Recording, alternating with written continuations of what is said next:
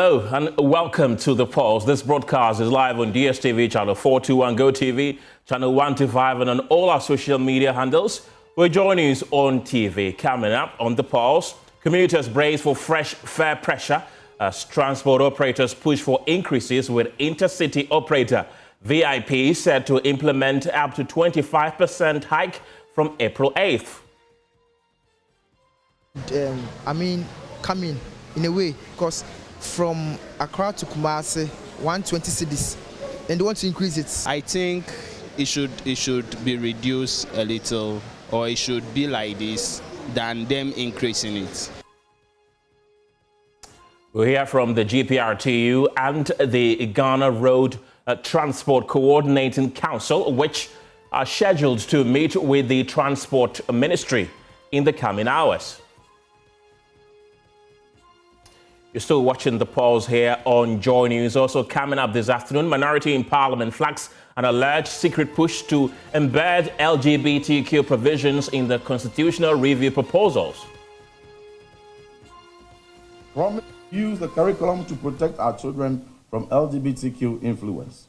Instead, this government used the curriculum to covertly lay the groundwork to indoctrinate them and to set his agenda. We have details plus get a response from government. Also, this afternoon, an easy calm returns to Ajahn Kotoku onion market following violent clashes between Ghanaian and foreign traders over alleged attempts to dominate the country's onion trade.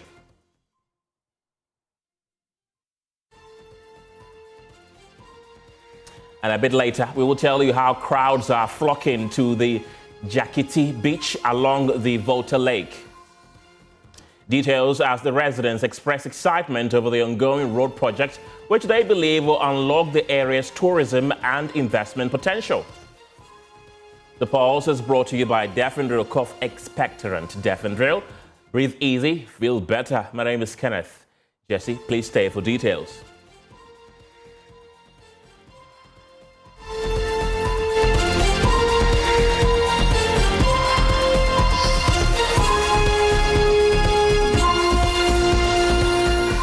Welcome to the program. Commuters are facing renewed uncertainty as transport operators push for an increase in fares. Intercity service operator VIP is already implementing up to 25% fare hike effective tomorrow, April 8th. The GPRTU is also expected to hold talks with the Ghana Road Transport Coordinating Council and the Transport Ministry in the coming hours as it pushes for an upward adjustment in fares. My colleague Stephen Mensah has just returned from the VIP terminal and is joining me in the studio with more. Stephen, what are the new fares? Well, Kenneth, for these routes from Accra to Kumasi, from Accra to Tamale, they are new introductions. And VIP says for general routes, it's a 20% increase. But then for the Accra to Kumasi routes, it's a 25% increase. For the previous fare will be from Accra to Kumasi will be 120. Currently, it's 150. From Accra to Sunyani will be 170, that was before. Currently, it's 200 cedis. And from Accra to somewhere like Sampa, before it was 190, currently it's 230. And VIP says that it's a 20% increase for all other routes, but then for Accra to Kumasi, it's a 25% increase. And what justification did they give? Well, they say that they point to the fact of spare parts increase, the cost in spare parts, also fuel increase, and the travel time. The managing director for VIP says that before, the route from Accra to Kumasi will generally take you about some 6 hours, but then he's pointing to some 10 hours journey from Accra to Kumasi, and he says these are some factors accounting for an increase in the cost or transport fares. We can listen to him. And that we are not part of any union. The meeting we are led to believe between the Transport Ministry is with the JRTCC and the GPRTU. This is a purely private company, and then we make an assessment, and where we believe we need to plug some holes, we have to plug some holes. There are two key things that are running around.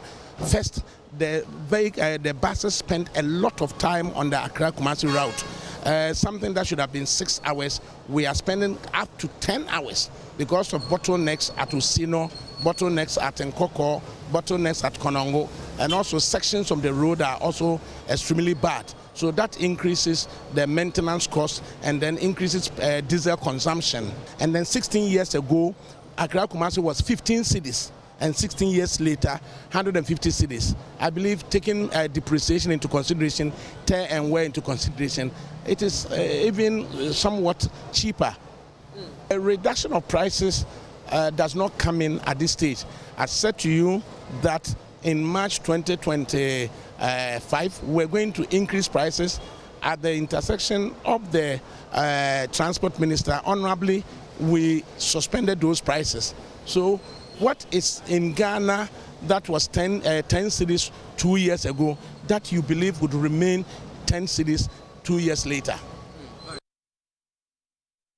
Right, so that is the VIP operators that my colleague Stephen Mensah spoke to. He's still in the studio with me. Stephen, you also engaged some commuters. What are their concerns? Well, many of these commuters we spoke to, they say that they can't afford the flights from Accra to, let's say, Kumasi. So they have to rely on VIP. And they can't also take these short or small buses because of the speed, and they are concerned about the safety. Hence, they'll have to rely on the VIP. So for many of them, they are asking government to come in and act to ensure that these prices come down, or else they'll be forced to pick it, and it's a strain on their pockets. Now listen to some of them. In this country, the economy is too high. The economy is too high, and you are still increasing the price. The same salary, no increments about the salary, but the fare is increasing. So what do you expect us to do? If he can do something about it.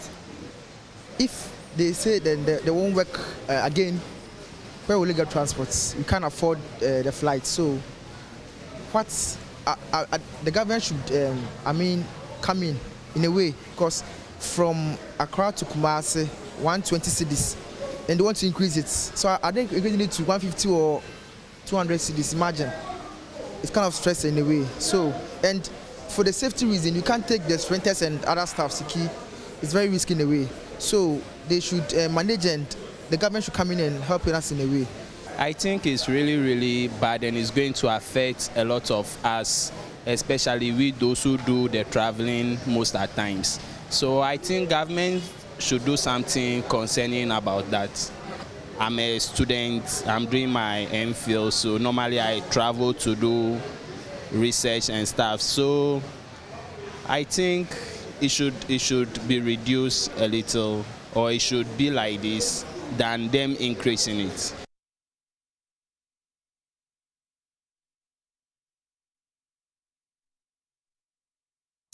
Let's get on to Zoom right now and speak to the Deputy PRO of the GPRT, Samuel Amwa there. Samuel, welcome to the program. What key factors are driving the push for a possible upward adjustment in fares at this time? Okay, so thank you very much for having me. Let me say good afternoon to you and your viewers. Yes, before we talk of adjustment of transport fares, we consider number one has to do with the petroleum product. Then we also consider spare parts. Then we come to lubricants before taxes. The taxes, we consider the DVLA taxes, insurance taxes, and then assembly taxes. In February, insurance third-party premiums were, increased. Sprinter buses that we used to pay, the 23-passenger buses that we used to pay 933 cities now is, being increased to 1,194 cities. Likewise, the 15-seater buses also has been increased from 837 to 995. All the other, vehicles has been increased. Let's come to DVLA charges. DVLA charges, just 1st April, it has been also increased. Then we also talk about the spare parts. We used to say that the spare parts too is still the same. There has never been any reduction. Then the almighty petroleum product. Formerly, we understand that it went down to a certain point, but as I'm speaking to you, diesel is now being sold for about 17 cedis plus, then the petrol to about 13 cedis plus. That is why, we gave the government, 2 days to see if they can do something about it by checking to see that if they can, suspend some of the taxes that we are paying on the petroleum product. Then when after giving the government the 2 days, the transport minister called on us and then, said that he has heard of what we are saying, but because of the Easter festive, he is going to meet us today. By the close of today, we'll meet him. Then whatever be the outcome, we'll know what to do. So we were pushing to see if nothing is being done, then it means that we also, pushing to get some percentage increment for, our drivers. But as I'm speaking to you, just about some few minutes ago, we had a call from the minister that president is calling for an emergency cabinet meeting to, see to our issue by, see if they can be able to suspend some of the taxes that we are talking about, so that we also hold on the transport fare increment that we are talking about. So as I'm speaking to you, the leadership of GPRT is waiting for the outcome of the president's, emergency cabinet meeting before we also take decision. The VIP buses have increased prices up to 25%. What percentage of increment are you proposing to the minister today when you finally meet with the ministry? Okay, we don't want to come out now. The reason being that, you see, it's not all the vehicles that belong to unions. These floating drivers, we've had some experiences where sometimes we propose, a percentage, and at the close of the day, when we go for a negotiation, we will not get that same percentage. And you see, those drivers that don't belong to any of the unions, they will, based on the percentage, the proposal percentage, then they will begin to charge on approvers and all that. So because of that, we've decided to keep this to ourselves. Whatever percentage that we want to propose to the transport ministry, when we get there, we will negotiate there at the close of the day. We agree on whatever percentage that we want to come out with. So as to how much to come out, we are reserving it for now. Let me come back to the issue of the VIP. We are very surprised that the VIP has come out with this increment. You see, the fuel that we are using, they are also using the same fuel. They're also buying the same spare parts that we are buying. You see, everybody knows that the moment fair increment comes, it affects everything in the country. That is why we are holding on. So since the minister says that, they are working on things to make sure that, like, maybe fuel prices will come down, and we, the GPRT and the other commercial operators are holding on. Why can't they also, hold on for the meantime to see the outcome of whatever they are doing? Then if it calls for an increment, then we'll come up to increase. So sometimes when it happens like that, it affects, our businesses so much, because we have our drivers that also fly Kumasi, and they also fly Kumasi. So if it comes that they are increasing and our drivers don't increase, then it means that it's not sounding well in our ears. So do you think VIP should reverse their decision to increase the fares? Perfect, because it has happened before. We remember during the previous administration, when the former transport minister, Honorable Kweku Fure-Siama, VIP did same, and they called them and they reverse it. So I think that is the same way the government has to do, by calling them to reverse it for the meantime, so that if nothing is being done on a petroleum product and we all come up with an increment, they will do so. And what outcome do you expect from your engagement with the transport minister later today? And really, what time is it? Come again, please. What outcome do you expect from your engagement with the transport minister later today? And what specific time is that going to happen? Yes, I said earlier that we were supposed to meet him. Just some few minutes ago, we had a call from the minister saying that president has just called for an emergency, cabinet meeting, and they are going to sit on our issue. So we are waiting to see that the outcome will be like, maybe president has now agreed that they are going to, suspend some of the taxes so that the fuel price will come down. In fact, we as commercial transport operators, we don't want to increase the transport fares. So if government can be able to, work on something to make sure that fuel price will come down, we will not even, push in to increase our transport fares. That means you have put the impending increment on hold until after your meeting with the transport minister. That is correct. That is 100% correct. Samuel Amwa, thank you very much. He's the Deputy PRO of the Ghana Private Road Transport Union. Let's also speak with the General Secretary of the Ghana Road Transport Coordinating Council, Emmanuel Ohene Yebua. Welcome to the program. From your perspective, are these fare increases justified under the current economic conditions?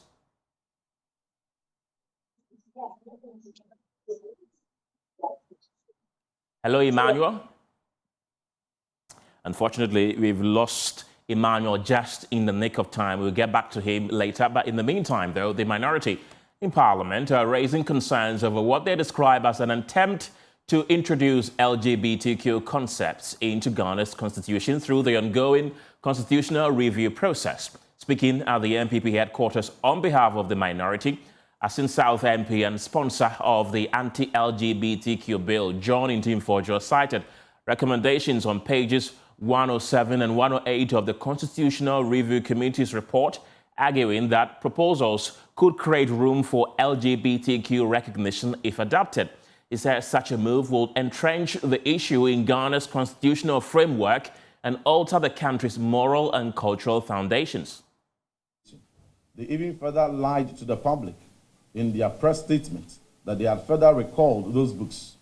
Go to all the schools, ask the teachers who teach these subjects. The books still remain on their shelves. None of these books has been recalled. They further look Ghanaians in the eye and lie to them. President Mahama promised to use the curriculum to protect our children from LGBTQ influence. Instead, his government used the curriculum to covertly lay the groundwork to indoctrinate them and to set his agenda. When you check page 107 and page 108 of the recommendations of the Constitutional Review Committee, you would find another covert introduction attempt to introduce LGBT into the bedrock of our Constitution, should the Constitutional Review process pass. Conclusion and demands. Ladies and gentlemen of the press, the National Democratic Congress has shown its true colors. The real shift we are witnessing is beyond ideology. It is purely deception. They exploited the genuine moral concerns of Ghanaians as a stepping stone to power.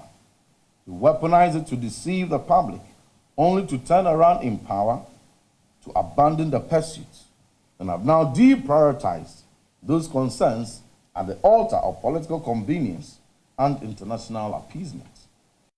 Realign his priorities in line with the real priorities of the overwhelming majority of Ghanaians, specifically the 93% of Ghanaians who, according to the CDD Ghana Afrobarometer survey, consider the practices of LGBTQ and related activities highly repugnant to the societal values and religious beliefs, and crave a potent legislation to urgently address the canker.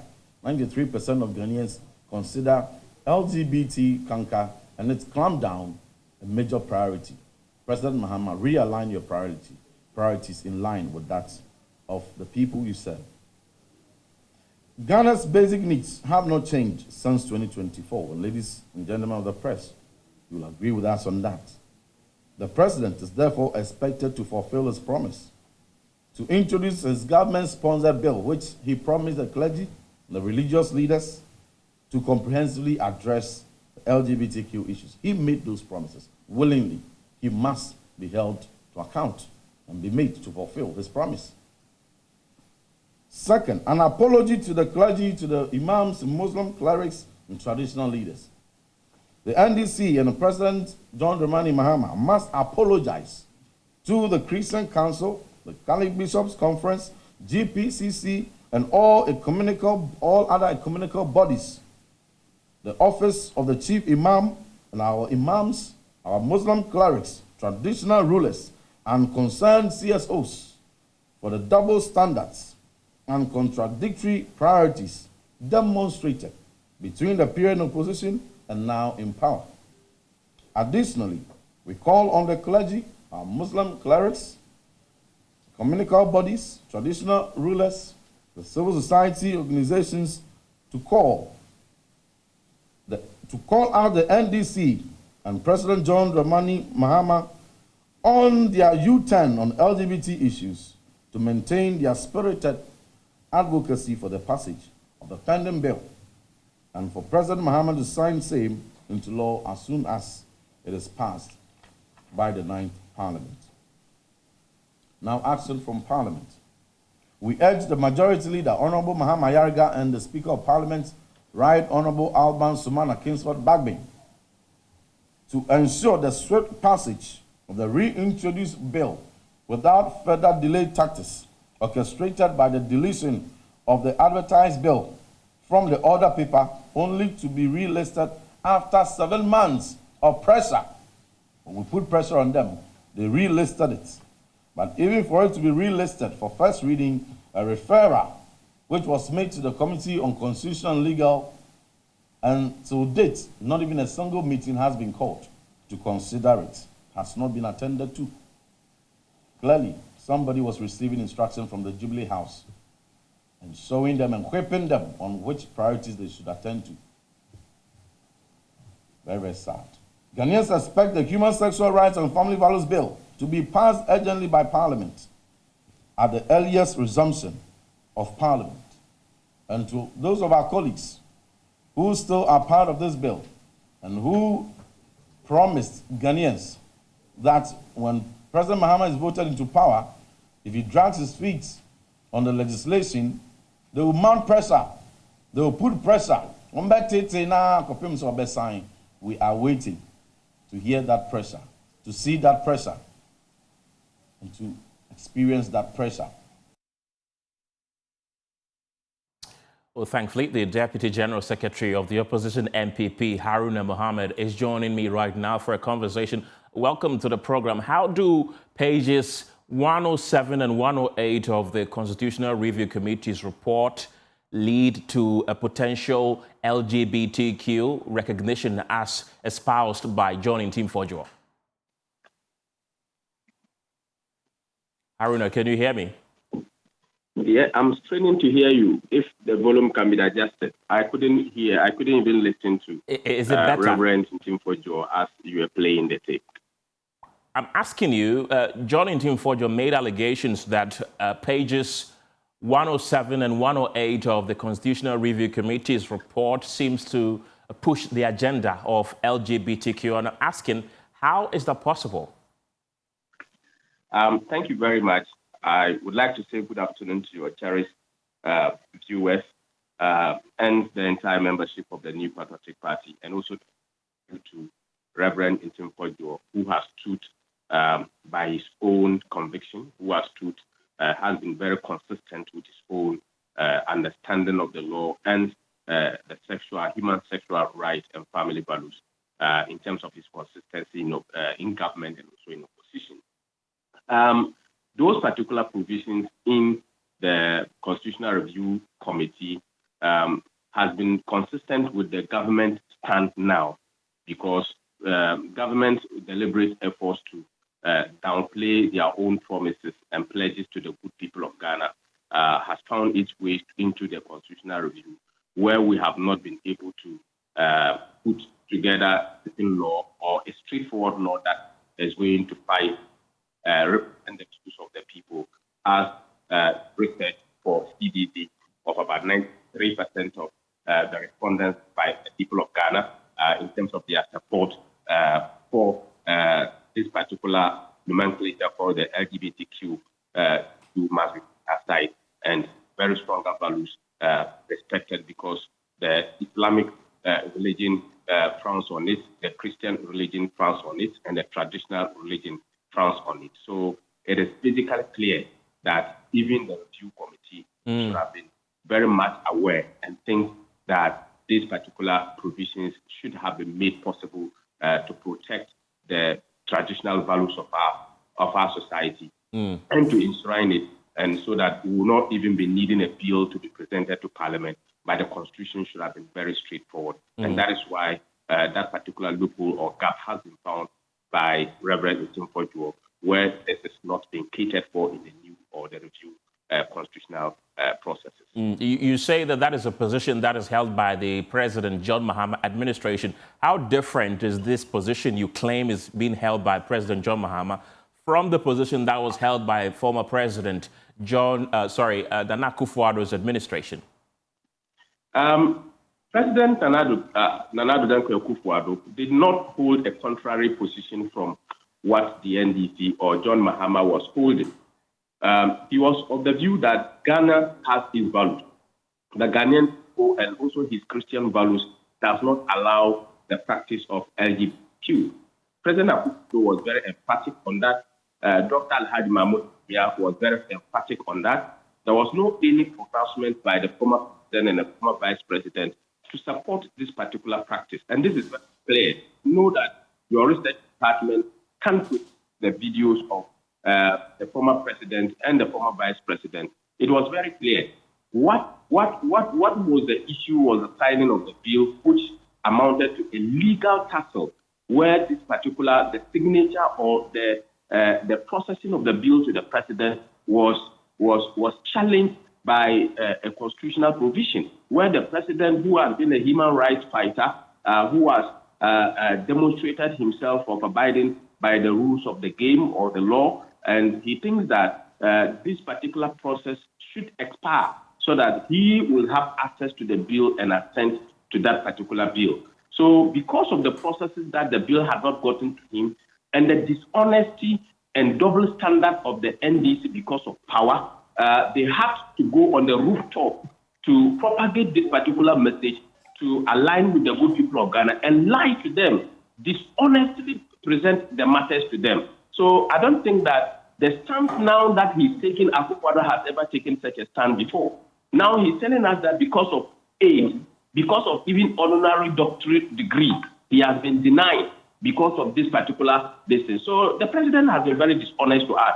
It's double standard to us. Ministers in government today who have said that the president will not know peace if he doesn't sign it. And the president made us to believe that when he comes, the Akufo-Addo's bill that he has not been able to sign, he is going to sign it. When he was remembered that the processes leading to it getting to Akufo-Addo had not yet gotten to him, he played propaganda with it. And today he is there as the president of the Republic of Ghana. The speaker is still the same speaker, and they have an overwhelming majority that they don't need to even have a draft. They said that they wanted it to be a government bill. It's supposed to be the government of the day's bill. They have not presented any bill. A private member bill too has come again. They are thwarting the effort of this particular bill in the House of Parliament.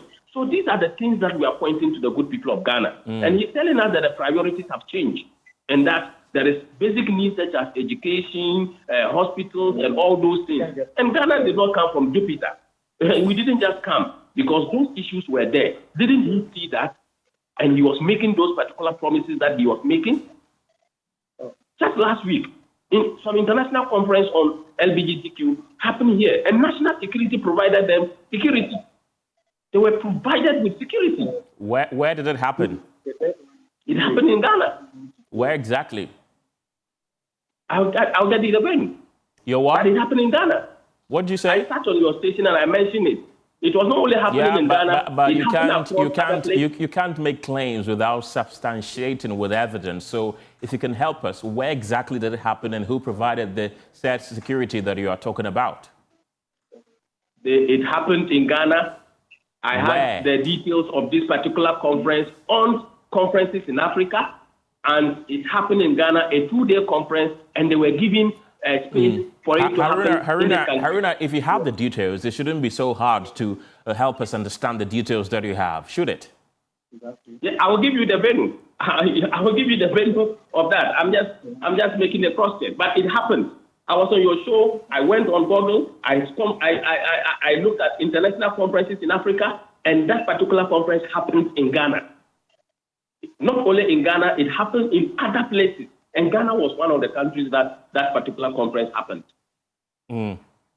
Right. Haruna, I'll come back to you. Stay with me. Don't go yet. We have Felix Kwakye Ofosu, who is a governance spokesperson. Minister, grateful for your time this afternoon. There's been a number of accusations being leveled against this current government by the minority in Parliament. Chief among them is the LGBTQ, which they say your government has betrayed Ghanaians, the clergy, traditional rulers, and so on. What's your response to that? The minority should be dismissed as usual. Everybody knows that the MPP wholeheartedly supports LGBT activities. It is a reason why, after private members of parliament had worked hard to put together a bill, and it was sent to the president to sign, then President Akufo-Addo to sign, he flatly refused. So the party that formed a government that flatly refused to sign a bill that was going to ensure that LGBTQT activities do not get a stronghold in Ghana cannot turn around and support to be concerned. They have never been concerned. They fully support LGBT activities in Ghana, and they refused flatly to sign the appropriate legislation. But Felix, it wasn't a flat-out refusal. There were some legal challenges. There were no legal challenges. There were Everybody legal challenges. Knows what happens when a bill is passed. There was no legal challenge. There were legal challenges. It is the case that they were not willing to sign it. We all know it. So please do not hold me for them. But the cases were sent to the Supreme Court. We all know that they instigated those cases. It was deliberate. It was intentional. It was part of the process to ensure that it was never signed. That is all that it is about. Okay. If they were willing to sign it, it would have been signed. So a party that behaves this way cannot turn around and support to be lectured and sermonized on the same subject. President Rama has been clear that the very day that any LGBTQ law is brought to his desk, he will sign it into law. As we speak, that has not happened. Because the MPP and President Akufo-Addo refused to sign that bill, the bill elapsed, it ceased to exist. And Ghanaian law says that it has to go back to Parliament. So the same process that was used to pass it is used. And that is what is happening. The MPP in Parliament know that the bill is now at committee level and is being worked on. So exactly what are they purporting to comment on? Has anybody brought any bill to President Mahama who has refused to sign it, like they did when they were in power? No. So sometimes we tend to entertain the minority in their effort to waste our time. What they are doing is nothing more than political, posturing. That's all that it is. They are only posturing politically. They don't mean well. They do not support the bill, and their actions show it. That is all that there is to say. Right. Felix, just like you say that it was a deliberate attempt by the Akufo-Addo administration not to pass the bill, you are also being accused, this government, by one of the co-sponsors of the bill, Jordan Timforjo, that the government is also deliberately dragging its feet through its MPs in Parliament to make sure that this is not passed. Government never controls the executive. Yes. And you know that. The government does not control Parliament. And you know that. I do. That's why I said through its members of Parliament. How is that so? What has happened in Parliament that suggests any feet dragging? He, in Timforjo, was a member of Parliament. He's also a reverend minister. When President Akufo-Addo refused to sign that bill, what was his position? Did he protest against it? Did he hold a press conference to condemn President Akufo-Addo? He should show us a press conference where he condemned President Akufo-Addo in the same language he is using today. Otherwise, he should be dismissed. We all know that it's an exercise in hypocrisy. It's an exercise in political grandstanding and a waste of the time of Ghanaians. If the bill comes to President Mahama, he will sign it. And he has said it multiple times. So they are only wasting our time over nothing, pretending that they are concerned about a bill that they were never concerned about. They were in power for 8 years. It never struck them that as a government, they needed to do something about LGBTQ. It was private members of Parliament who put together a bill. And when it mattered most, they chickened out. So on what basis are they now purporting to speak on behalf of the people of Ghana? The same people who they let down by refusing to sign the bill. We don't think that that is the way to go. Once that bill is passed, I'm a member of Parliament. So I know that the executive cannot tell Parliament what timelines to use. It doesn't happen. Our constitution bars that from happening. Okay. So once it is at committee level, Parliament will work on it. There are many, many bills that are pending in Parliament that I speak to you. Nobody can accuse Parliament of deliberately wasting time. Because I have to go through the process. But I'm saying that all of this would have been avoided if Haruna and his party were committed to getting that bill passed.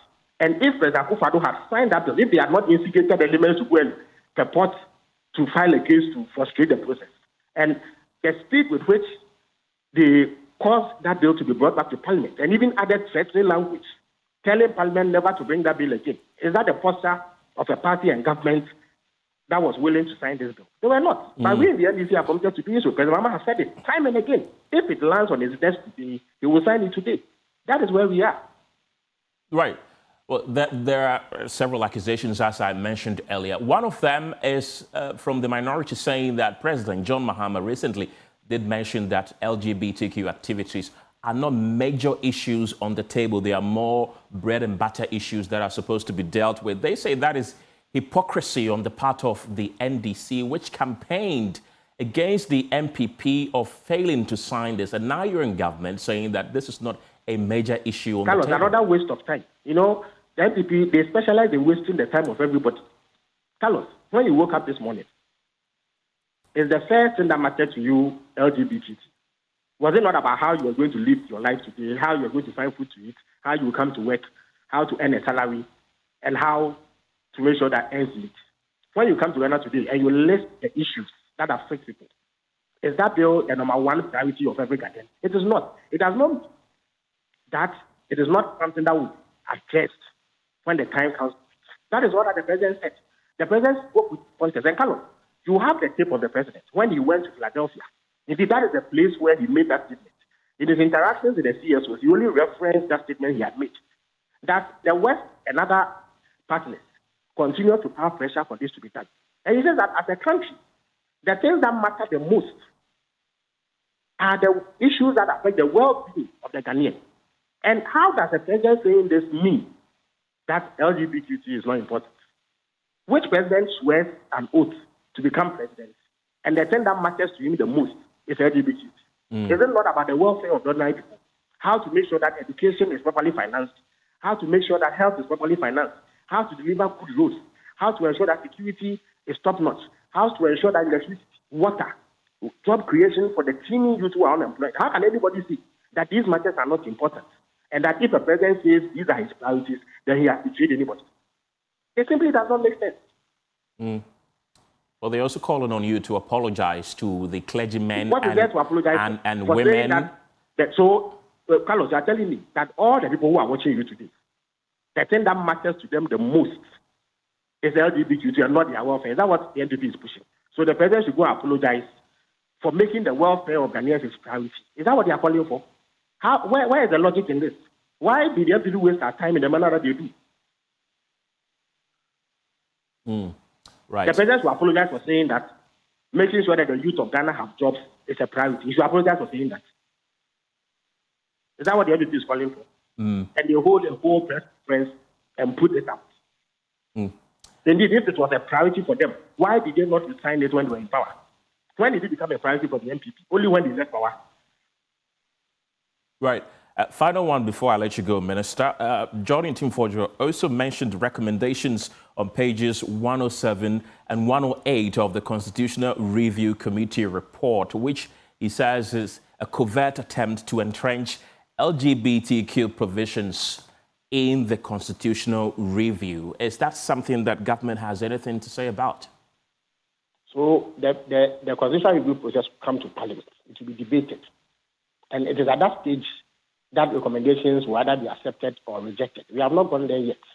So in his haste to double in pedestrian propaganda, he brings this up as a major issue. It is not. Right. Felix Kwachiofosu, thank you very much. He's the Minister of State in charge of government communications and also government spokesperson there. I still have Haruna Mohammed, who is the Deputy General Secretary of the opposition MPP. Haruna, you've been listening to the minister rubbish the claims made by Johnny Timfordjo earlier today. What's your response to that? I think they are very good at it, but he has forgotten that he has admitted that they wasted the time of the people of Ghana because LGBTQ matters were not matters to be the top of the table for discussion. So talking about it is a waste of time. That's what he said, that they wasted the time of the people of Ghana by talking about LGBTQ every day. So if they knew very well that that matter was not a sensitive and a critical matter to be discussed, why were they discussing it?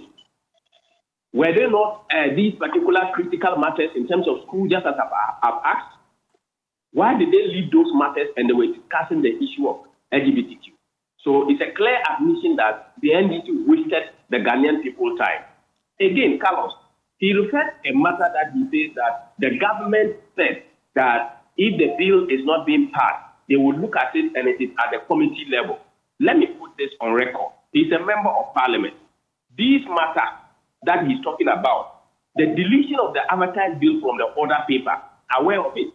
It took them 7 months for that particular bill to be later be referred for first reading. And this has been referred to the committee, and this has not been attended to up to today. And this bill is not a government bill. It's a private member's bill. And he's talking as if they have referred the matter. He's talking as if the ownership of this bill belongs to government. It is entirely false.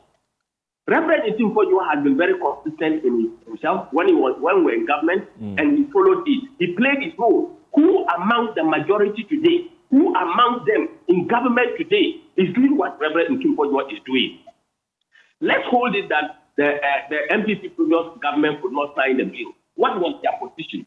Their position was that if they come into power, they will sign the bill. They will make sure that that particular LGBTQ matter will be settled. What have they done? They have been given the power. What have they done? What is the stance of the president today? But the president has been asked on matter of LGBTQ, which was being discussed. For you to state the importance of this matter, what you could tell the international community was that it is not a critical matter now. And he even made a reference to the honorary degree. Why was refused that particular degree? And he spoke about getting aid instead of uplift the human spirit of our people, the people of Ghana. Right. So this is honesty. This is double standard. This is hypocrisy. This is something that does not sit with a good Christian. Right. The president, for God's sake, is an assembly of God member, and he is not living up to the expectations. The clergy has been deceived. The Muslim community has been deceived. The media has been deceived. The Ghanaian society has been deceived, and they have gone ahead to even teach our children in school. For the first 1 week of the term that they began, they taught them that a male and a female is not the only discussion that is on the table. Somebody can decide to either be both or be one of that, which is not part of our values. Okay, Haruna.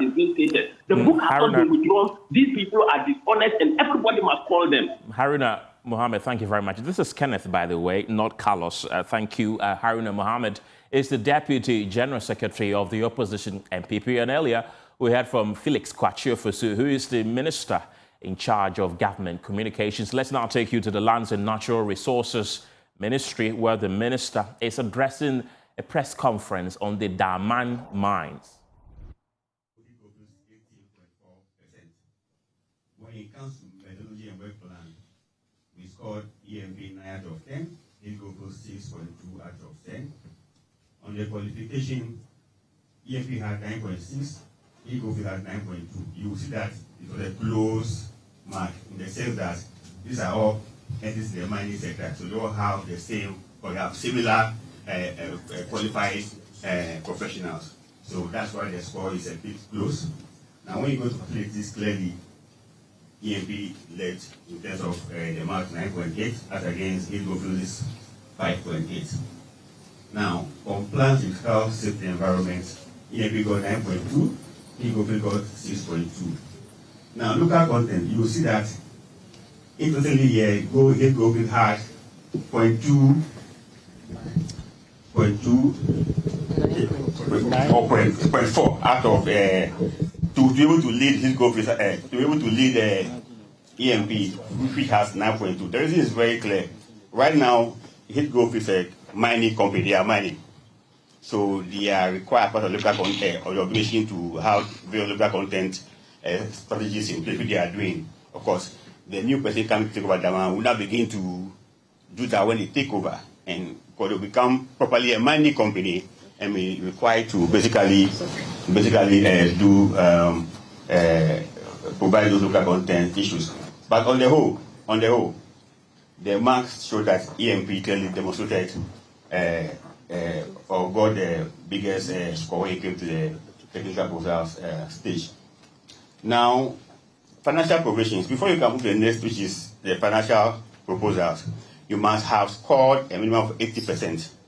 But based on the scoring, his go fees could not get the minimum 80%. So on that score, based on the notice, you cannot be taken to the next stage for financial proposal. We left EMP as only contender for that. And the requirement was that you must show evidence that you have access to funding in excess of 500 million USD.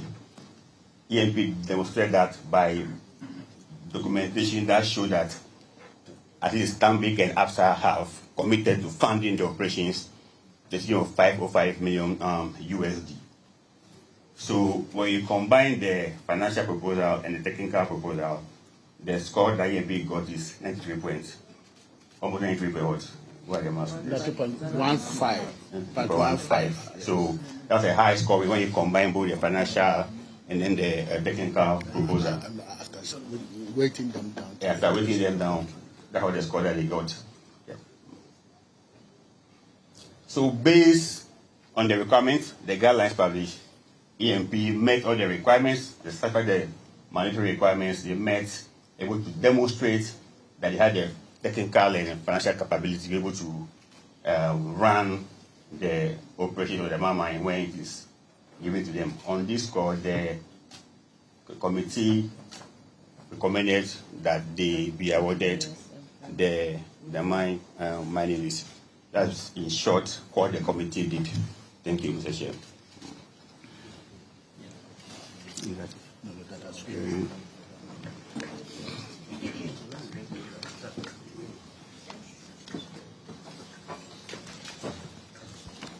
Thank you very much. Ladies and gentlemen, you just heard the outcome. We shall now defer to the chairperson of the committee to hand over the report. Yeah, thank you very much. Based on Regulation 2621C of LI 2176, which says that preparation of a report on the outcome of the tender process should be submitted to the Commission. It has been submitted to the acting CEO of the Minerals Commission. Now, we are at the stage of Regulation 263 of LI 2176, where there will be a transmission of the report to the Minister. On receipt of the report of the tender committee, the Commission shall recommend to the Minister to grant the mineral rights to the successful tenderer. At this stage, I am transitioning from chairman of the tender committee to the representative of the CEO of the Minerals Commission with the full powers he has vested in me. I am handing over the report based on Regulation 263 of LI 2176 to the ministry. So that is where we are now. Please, all the mineral, if we have other mineral commission, deputy CEO, you can join me, and then we hand over this to the ministry. Shortly after the handing over, we shall now take your questions. So I'm giving it to the Chief Director of the ministry. Thank you.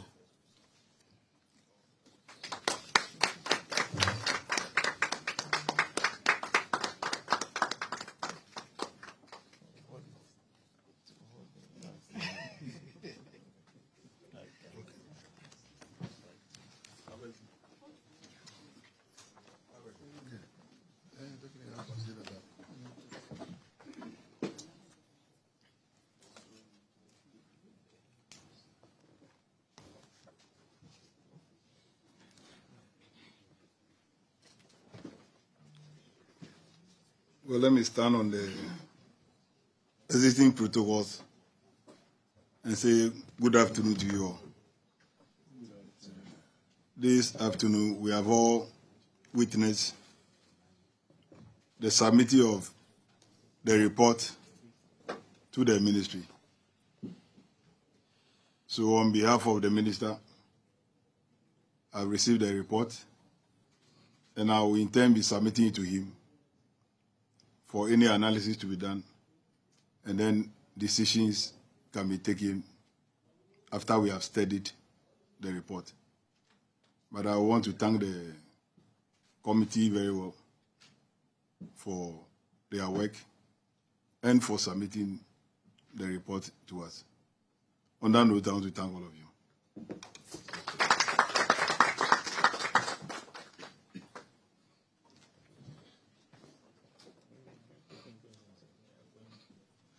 Thank you very much. Thank you very much. We shall now entertain questions from our friends in the media. If there are any inquiries, Yatiti, I can see your hand is up. Okay. It is now in the domain of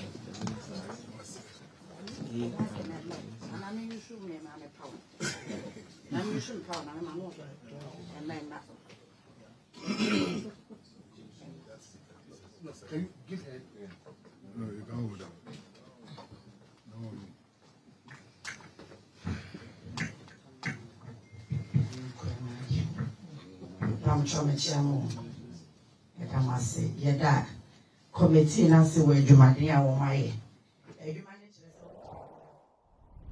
Those are live visuals from the Lands and Natural Resources Ministry there concerning the Daman mine bid process.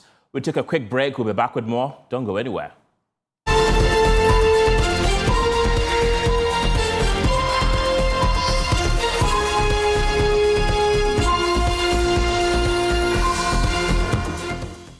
Hello again. Tensions are rising at Ghana's ports as a coalition of trade associations and freight forwarders prepare for a major sit-down strike this week over the government's new revenue technology known as the Publican AI Trade Solution System.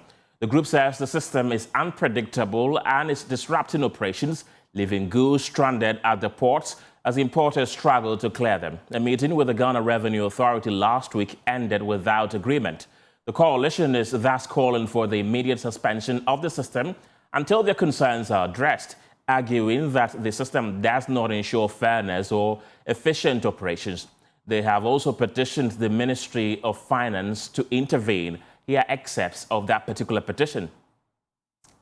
We'll definitely bring you that petition later. But in the meantime, the coalition is threatening a shutdown at the ports in the coming days if the government does not heed their demands. And joining me this afternoon are the GUTA president, Clement Boatin. Also on Zoom is the chairman of the Food and Beverages Association of Ghana, Reverend John Awuni. Gentlemen, thank you very much for your time this afternoon. Clement, I want to begin with you. This issue came up last week. You had a long meeting with the ministry, we're told. What was the outcome of that particular meeting? Hello, Clement.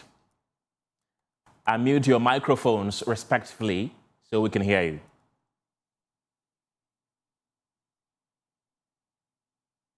Kindly unmute your microphone so we can hear you. The Food and Beverages Board and the Ghana Union of Traders Association boards are joining me on Zoom right now for a conversation on this. I want to begin with GUTA. Clement, do I have connection to you? Yeah, can you hear me now? Yes, I was asking about the outcome of your meeting with the Finance Ministry last week. Yeah, good afternoon, and thank you for having me. Yes, like you rightly said, we had a meeting with the Finance Minister, the Deputy Finance Minister, as well as top officials of the Ghana Revenue Authority in connection with the deployment of the AI. Yeah, at the end of the meeting, what I can say is that nothing conclusive came out as a result of the meeting that we had. In the meeting, we put our grievances, which had to do with the problems and the challenges that we are having as far as the deployment of the AI is concerned at the port. We give a number of reasons that we think the AI is not giving us the right value of duties that we are supposed to pay, because it has quadrupled, in some cases, more than quadrupled the duties that we are supposed to pay. And so we think the deployment of the AI is not in the best interest of the business community. And so we were calling for the suspension of the whole deployment so that we could go into a roundtable discussion, address all the challenges that we think is bedeviled with the system, so that we can there see to a new deployment of the system. But the authorities also, think otherwise. So what I can say from the meeting that we had last Thursday was that the meeting was inconclusive and nothing, came out at the end of the meeting. Interesting. I'll come back to you. Let me bring in Reverend Awuni. You said goods are stuck at the ports as we speak because of this system. Can you explain to us how this is affecting you? Thank you so much. And let me begin by saying that the business community are very open to any system that will facilitate easy processes and bring down the cost of doing business and the time of doing business as well.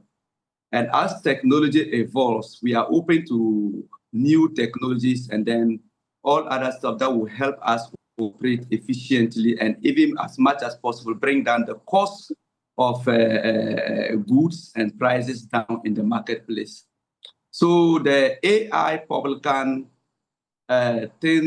system that has been introduced or has been introduced by the government is something that we were a little hesitant, but we said, well, it's a new system, so we don't need to oppose it. Let us see how it will operate. And as a matter of fact, the system has been running. And from day one, we have had serious complaints by owners of businesses, importers, manufacturers, and people who route their goods through the Tema port. As instead of the system to facilitate easy clearing, instead of the system to facilitate easy processes at the port, it rather appears to be very disruptive. It rather appears to increase cost of clearing. It rather appears to increase cost and create a whole lot of unpredictability in the process of importation. It also creates some bit of fear and uncertainty in the minds of businesses. I have from day one had complaints and upon complaints from various importers and manufacturers about the disruptive nature of the new system. And I have said to my people that let us just give it a chance and let us wait, because every system will find some bit of challenges and then find a level. So instead of us opposing it, at the end of the day, this thing may turn out to be something good. But the news never ceases to change. It has appeared to be exacerbating from since then. As I speak, I had some goods that came into the country on the 15th of March. It is only this morning that I have received the goods. Only this morning. And then I kept on having information from the Chinese people that your system is very, very, very slow. Your processes are very, very slow. And I want to use this medium to speak to the government and to just advise that it appeared that our meeting with the Deputy Minister of Finance, he kind of downplayed the seriousness of the issue. And people woke up to talk and just say that when they talk 10 minutes or 10 seconds, 20 seconds, say, sit down, sit down, sit down. It is not so. Once, if you say businesses or association leaders, these are not illiterates. As a matter of fact, I am not, with all humility, I think I can equally also run that finance ministry. I can run any ministry in this country, and I can do it efficiently. But once we do choose not to go into politics, when we gather together and want to speak, it is important they pay some bit of respect. We are partners in development. And at the end of the day, leaders, what my brother Boat and myself, is not fighting the government, not fighting the system. We are giving a feedback, and for a feedback to the installers of the system, to the proponents of the system, as to what can be better for us as a country, but what can be better for us as an economy, what can be better for us as the private sector. As we said, the private sector is the engine of growth. If the engine of growth and you begin to put impediments on that engine cannot run smoothly. And the AI system that they have introduced appear to be one impediment in that engine of growth.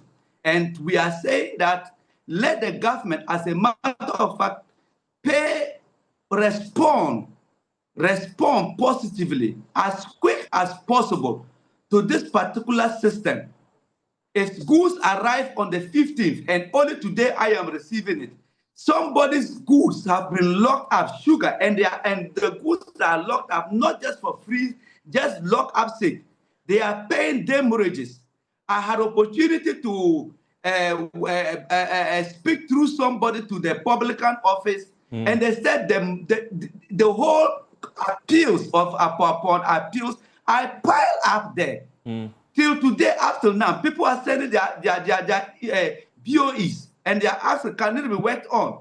And the people over there at the publican office, it appears that they have been overwhelmed by appeals. And also, let me say, we say that when you say you make an appeal, they request that you should show a swift transfer. For instance, you come in with a particular product, and the particular product shows a certain price on the FOB. And they tell you that the price you have presented is not a good price. It's not a good price. The AI has given a different price. Whatever AI gives information up based on whatever you input into it. The AI doesn't have intelligence on its own. It's based on whatever input you put into that AI. So if you put certain information in there and the AI comes up with certain FOB, and the FOB is about 3 times the price of the product, and they said that the only way you can successfully appeal to the valuation that the AI has given is to show. Reverend Awuni, you said that you recently cleared some goods at the ports. I want to find out, I'm saying that just today. Just today, yes.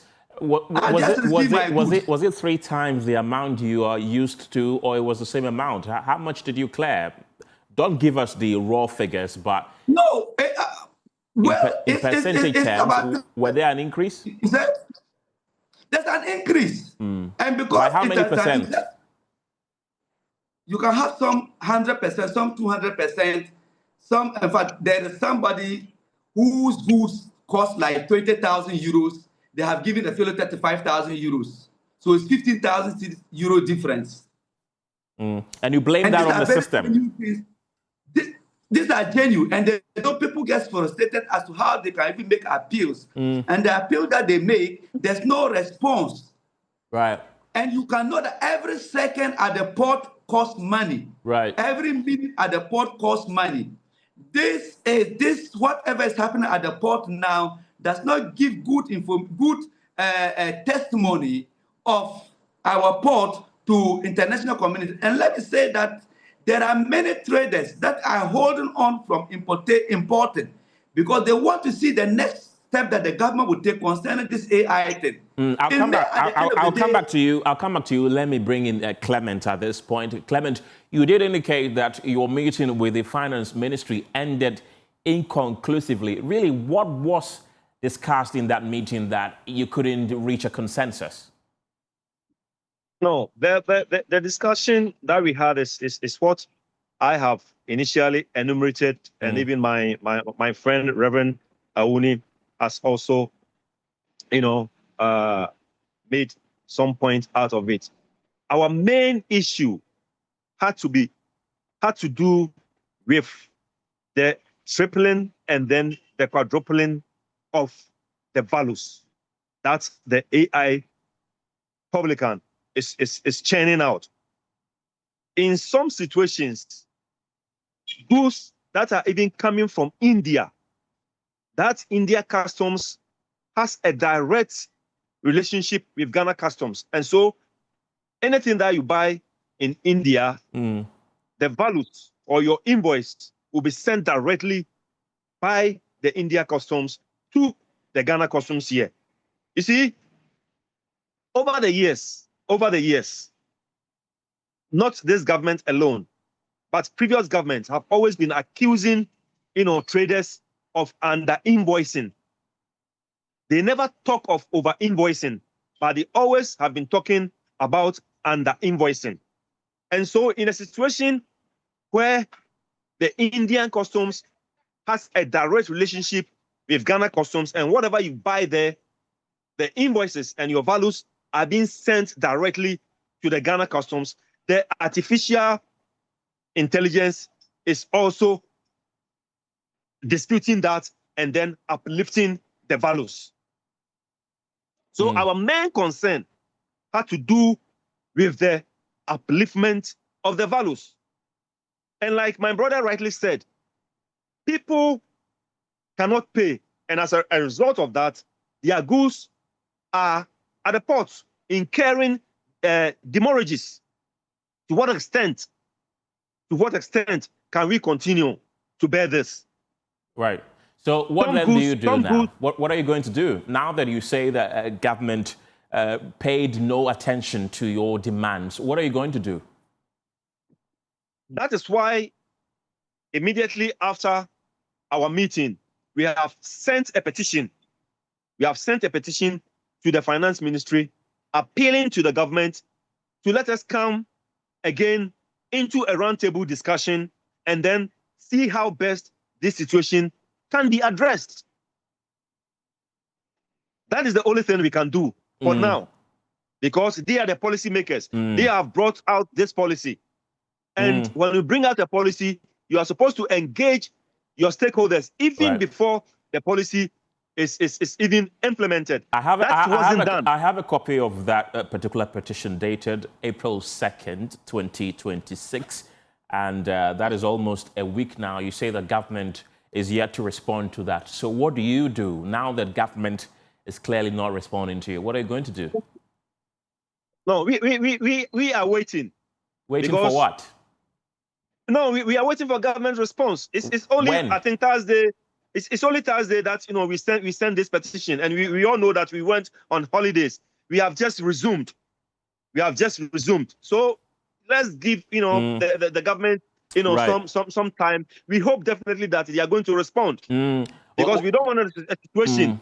We don't want a situation that somebody will say that we did not give government the chance to respond to our grievances. Already we are hearing that some of your colleagues at the Aflao border are already laying down their tools due to this issue. Can you confirm that to us? Well, I'll not be in a position to confirm that. I have to do some checkup, before I'll be able to confirm. As far as I'm concerned, I'll not be in a position to confirm that right now. Okay. Right, don't go yet. Reverend Awuni is still with us. Reverend Awuni, you've been listening to the Guta boss say that they are still waiting on government. Is that a position you agree with? Well, I think that that document was sent to them immediately after the meeting the next day, and then we ran into the holidays. So I think that today happened to be the working day that the minister may have if opportunity to have a look at it. The point is that we are not on a headlong collusion with the government. We are not against a system that can facilitate trade. But we are saying that the current nature of that system is disruptive. And what is very important and very critical is for them to suspend that thing, even if it is a week or two. Make sure that the backlog passes, they clear everything. Then they can modify, because I went to the meeting there a little late and I heard them talking about modification of the system. They can now begin. Initially, you could not appeal, but now you can appeal, and they will do it. But it has not still worked out, because there are people who are calling me since morning, have not had peace of mind They are talking about appeals, and the things are not working. So we are hoping that this whole thing can be suspended for some time. Let them look at it genuinely. The concerns, the leaders, we are talking. We are just giving feedback of the bigger economy, what is happening to the businesses. Because if you give somebody 3 times the FOB, how is the fellow going to, you will kill the capital of the person. And if the fellow also even comes in, prices could just escalate. Prices could go very, very, very high in the market. I have strongly appealed to many of my members that I said, just be patient. At the end of the day, we are in a technology advancement system. So this thing may turn out to be something good. So let's give it the benefit of the doubt. But having said that, it appears that it's just not working. And people are getting very frustrated. There is one person I know, he's paying like $1,000 every day demurrage, $1,000 every day, $1,000 every day. So at the end of the day, if the fellows keeps on paying, this thing has been hanging for about 1 month.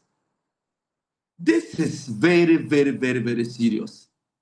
We know exactly what we are buying, and we will applaud and support any technology and any system that will advance trade, facilitate trade, smoothing trade. So I am appealing to the Honorable, my very good friend, Honorable Atu Forsen. Here, the petition is there. We don't want to disrupt trade at the ports. We don't want to disrupt trade anywhere. Let them just, for instance, look at the petition and let us be on the same page. Suspend that thing for now. Suspend it for now. So that those who have their goods locked up, they can clear the goods. And then we can relook at it and fix all the abnormalities. And then if we now want to go ahead, we can go ahead. Until then, if they are bent on ignoring the feedback that we are giving to a system they have installed, it will lead to very disruptive trade. It will lead to very serious things that will go out of hand that they may not be able to handle it. Remember, every day, every hour costs money. Right. And also will bring in revenue to the government. Right. And we don't want to go any way, that way. We have no opposed from the initial, we have given way, but the system is almost something that is very, very destroying people's businesses at this point in time. I want to bring in. Let them suspend it. I want to bring in. Let them suspend it. Right, Reverend Awuni, I'll come back to you, but I want to bring in Michael Ochirbefi, who is the ranking member on Trade and Industry in Parliament. Michael, thank you very much for your time this evening. These are the concerns enumerated by the traders about a new AI system called Publican AI system, which they say is charging them double, triple, or even sometimes 10 times the initial amounts they used to pay at the ports, and that they are considering a number of options, including going on a strike. They say that they had a meeting with the Trade Ministry, the Finance Ministry last week.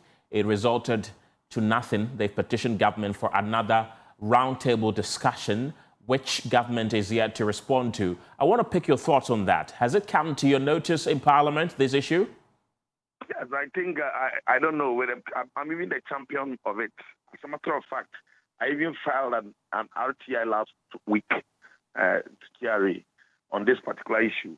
I think it's a serious, it's a very serious issue. The truth of the matter is that, see, the government didn't do well in the area of stakeholder engagement. Government didn't engage or the stakeholders very well.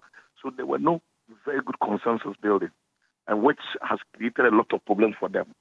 What is more, the company that the government appointed as a contractor is an inexperienced company that doesn't have any knowledge in IT or artificial intelligence, which is also very serious. So these are the key things that I believe government must listen as a matter of very agency. They must listen to us and do exactly what we want them to do. They have to suspend this Publican AI system immediately. Note, that the company called through there that is implementing the policy on behalf of government or government appointed, they appointed them through a sole source arrangement. That's the first point. 2, the company was incorporated in Cyprus on the 28th of December 2024. It's on record that the company, since its incorporation, has never undertaken any project or done any business anywhere in the world. The first business they are doing is this particular business, which makes them, very inexperienced. It is purely an asset management and data trading company. They don't have any knowledge in artificial intelligence. They have not done anything similar to that. And the kind of figures or numbers they are churning are fictitious figures. It has never happened in the history of Ghana before, or where you go to the port and we are doing calculation of your import duty or import taxes to pay, and they're using calculation based on the median. Where in the world does it happen? Where does it happen in the world? It doesn't happen anywhere. Note that Ghana is a member of the WTO. WTO has given us standards that we have to use in evaluating or doing valuation to get numbers to be charged as import duties. It is done or applicable everywhere in the world. And so Ghana cannot be an exception. And also, another point that is so serious is that we have legitimized the WTO arrangement through an act of parliament. So now, the Customs Act, Section 67 and 68, clearly spelled out how we should go about calculating import duties. So then what about this business that we are talking about? Now, we are now deviating from the norm without parliamentary approval or amendments to the law. So it is absolutely fictitious, dubious, and a calculated attempt by government just to create pain. To these taxpayers who have been consistently paying their taxes to the good people of to the country. We should not create problems for them like that. So is that to say that this did not pass through a parliament for a possible approval? It came to parliament at the approval. They put it together. It was like an omnibus arrangement. Right. One particular different arrangement. So they took the approval once. But what is very important is that because this arrangement that is coming, it deviates or it's not consistent with the law, the current law, the Customs Act 891, 2015. This is not consistent with the law. So it means that it's against the law. That's the meaning. So these are things that I want you to, let's place it in good perspective. Why is it that for the first time you are bringing a policy and all the stakeholders involved are not happy with the policy, even including the GRA staff? Right. Michael, do you support the demand by the traders for it to be suspended?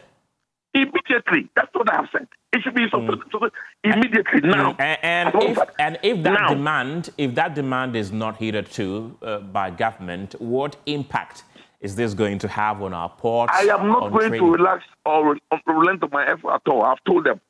You see, because I have told you that it's against the law. It's clearly against the law. So then I have told them that we can take a legal action against the state. Because it is not consistent with the law. So which means that we have a case to stand on. And again, note that Ghana is a member of the WTO. And WTO has given us what we use to do valuation and to calculate import taxes. It is done everywhere in the world. Every country that is a signatory to the WTO agreement is part of it. So you can't decide to do anything different. So that's what we have to look at. So is that to say that the minority but you're not even interested, Mr. Host. Hello, sir. Is that to say that the minority is threatening a legal action if nothing is done about this? This is Michael Ochibe, if you're talking as the ranking member. You're talking in your own capacity. Committee. So I am talking to you, my capacity as the ranking member. Perfect. Albeit I have the support of my minority leader on this particular action. But what you have also not talked about, and you don't see it as serious, is the fact that the company involved, the purported Cyprus company that was incorporated in Cyprus, is an Israeli company that has changes. Disguise itself as a Cyprus company to create problems for this country. We should not allow this to happen. I am confident, looking at the documents I have and things that I have, I am confident and I can tell you on authority that the Minister for Finance and the Commissioner General of GRE, they have serious questions to answer in the area of corruption, as far as this deal is concerned. I'm telling you. Right. Michael, I'll be happy if you furnish my producer with this particular document you speak about after this particular conversation. So you say that this company was incorporated in Cyprus on the 24th of December, 2024, correct? 28th of December, 2024. 28th of December, 2024, as I mentioned. And they have not undertaken any project. It is an asset management. So this is their first major project. Yes, since incorporation. And per the document you have... So everybody will be worried. How can we give this business to it? And what is also another serious point that we also not talk about is the appeal system. This is the first time that we don't have you cannot appeal when you have issues on this. You cannot appeal at the GRA office at the port. No, it's not possible. So the appeals desk are situated at the Ministry of Finance at Kanda. So you have to, when you have an issue at the port and you want to appeal, you have to drive from Tema and come to Kanda to appeal. What kind of arrangement is this? What kind of arrangement is this? That's how come there's a lot of people going through issues, and there will be a lot of people's goods going to demurrage. And ultimately, those people will lose the items. So what have you done for them? And instead of government trying to tell us something good, they came out with a fake publication last week on the front page of the graphic that arrangement has raking a lot of money. That's not raking so much. It is not true. Right. Michael, I want you to hold on for me. Let me bring in Guta and the Food and Beverages Association of Ghana. They're still on the line with me. Clement, so what impact is this going to have if nothing is done about it at the ports, really? Let us feel the impact that this is going to have on our ports and really your businesses. Well, if government doesn't heed to our call and government still insists on this churning out of higher values for higher duty payments, then what the businessman or the business community can do is to also transfer the cost to the consuming public. And this is where I don't want us to reach, because already the Ghanaian consumer is overstretched. The purchasing power is not there. The purchasing power is not there. I'm sure you can attest to the fact that currently prices of goods and services have even gone down as a result of the stability of the currency that we have. But Ghanaians are still calling for further reduction of goods and services.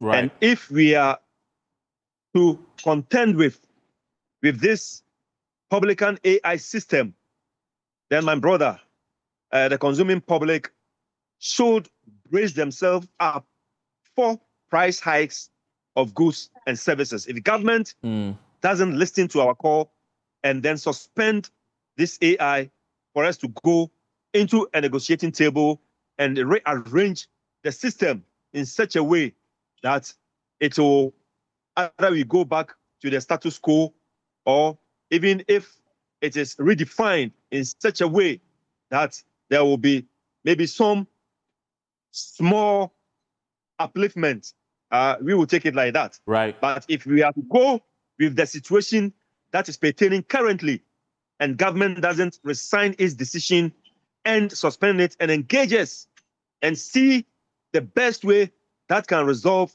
this issue, then my brother, as I've told you, Ghanaians should bring themselves up for priceable price hikes of goods and services. And if that happens, nobody should blame the trader or the business community. Reverend Awuni, from now till next week, if you don't hear any response from government for that roundtable discussion you are demanding, what happens?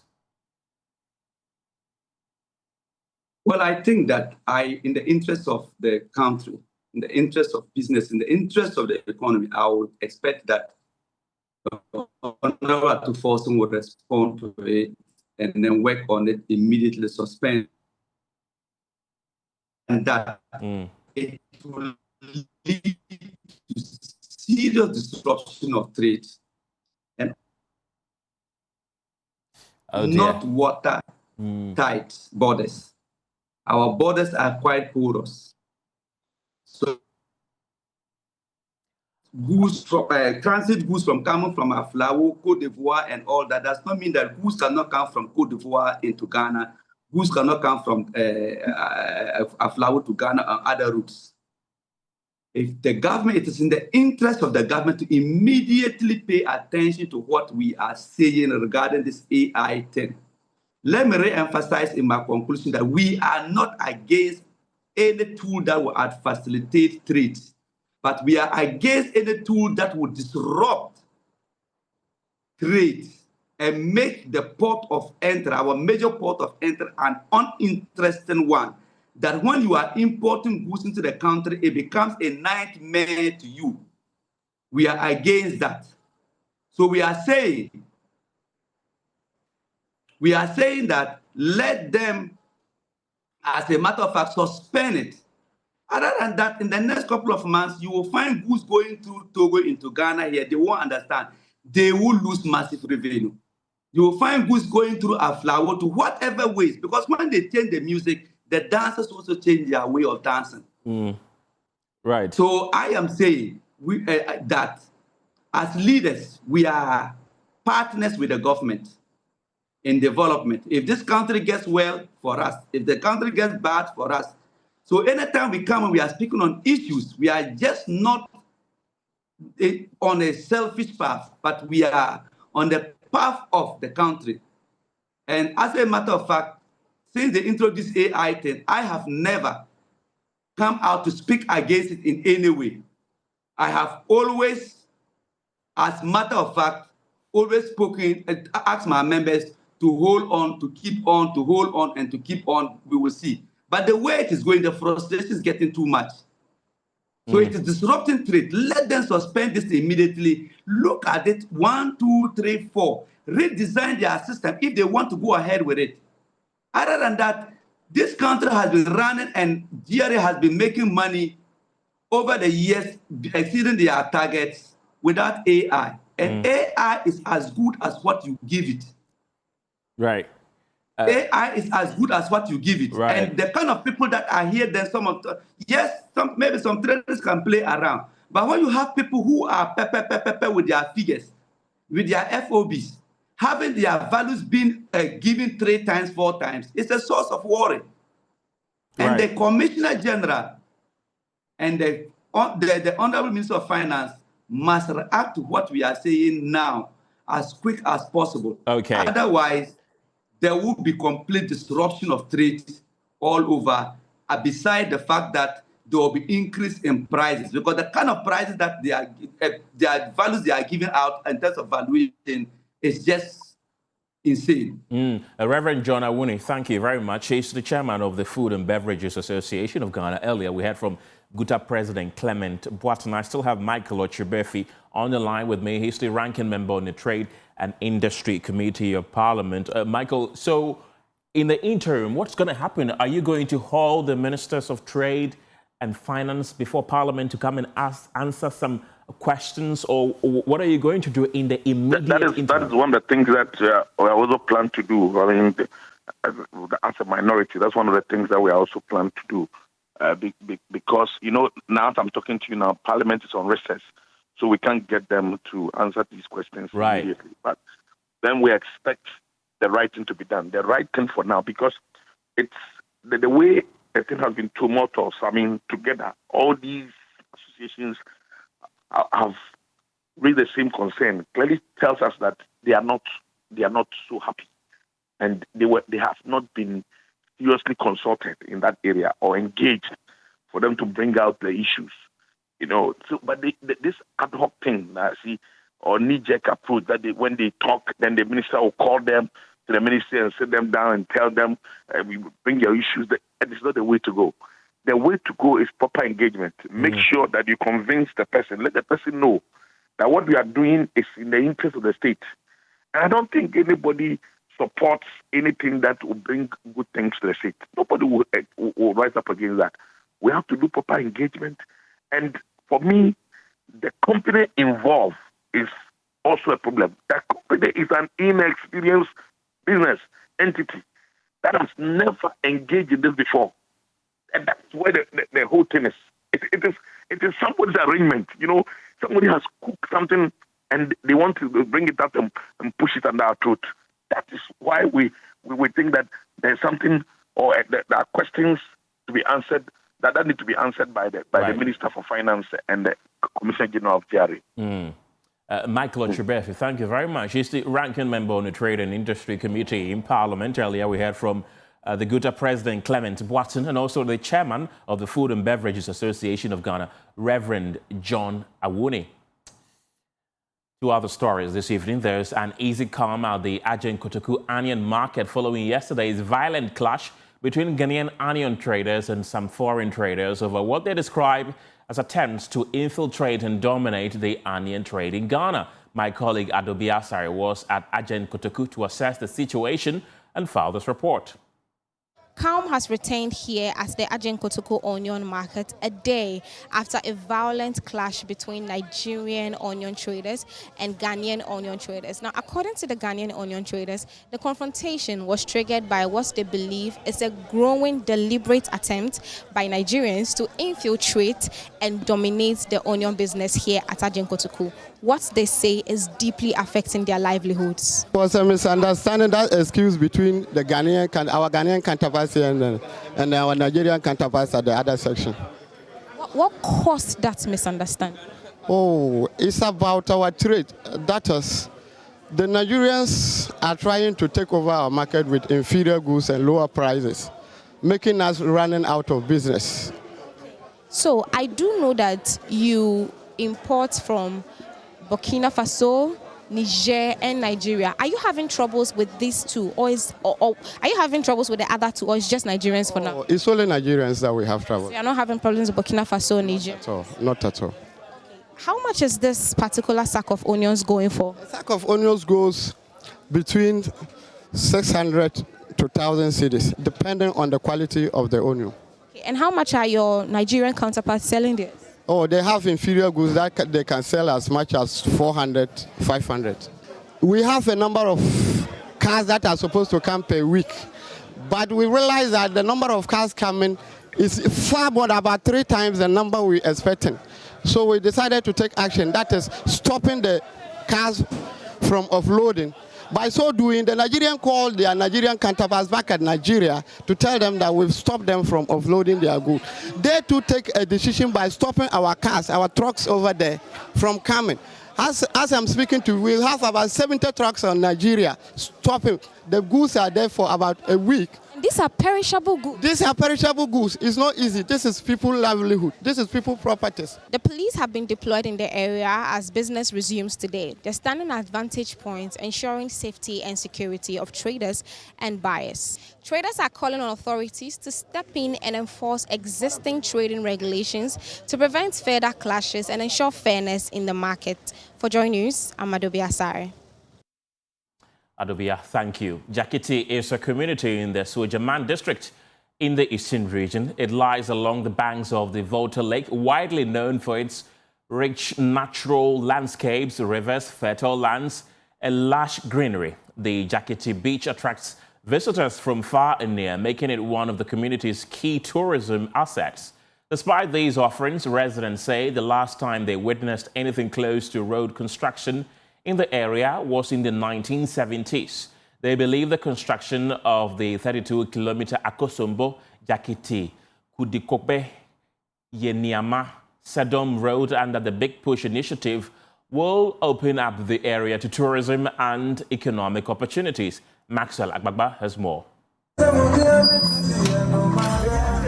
Music blares from speakers here at the Jakiti beach along the banks of the Volta Lake. I start take pictures around to 2 o'clock to 4 o'clock. Just a few meters away is Martin Kokoti, I'll get my daily bed. a photographer who earns a living by capturing moments for revelers at the beach. He notes that although the road to the community has long been in poor condition, ongoing construction is already making a difference. He believes visitor numbers will increase significantly once the road is completed. Oh, because of the roadway, the people know they come. Sometimes when we come, we go by, if we get accidents because of the road, so if you want to go there, they come. But when they start there, they come. The road Martin refers to as the 32-kilometer Akosombo Jekiti Kudukope Yeniama Sedom Road, one of the projects under the Big Push initiative. It connects Akosombo to communities such as Akwemu, Ajina, Idumasa, Jekiti, and surrounding areas within the Sujaman district of the Eastern region. The Queen Mother of Jekiti, Nana Yadobia Sekapa, says the completion of the road will unlock tourism potential, boost agriculture, and attract investment to the area. Good. So people were a bit reluctant to come to Jekiti for most of the land for businesses.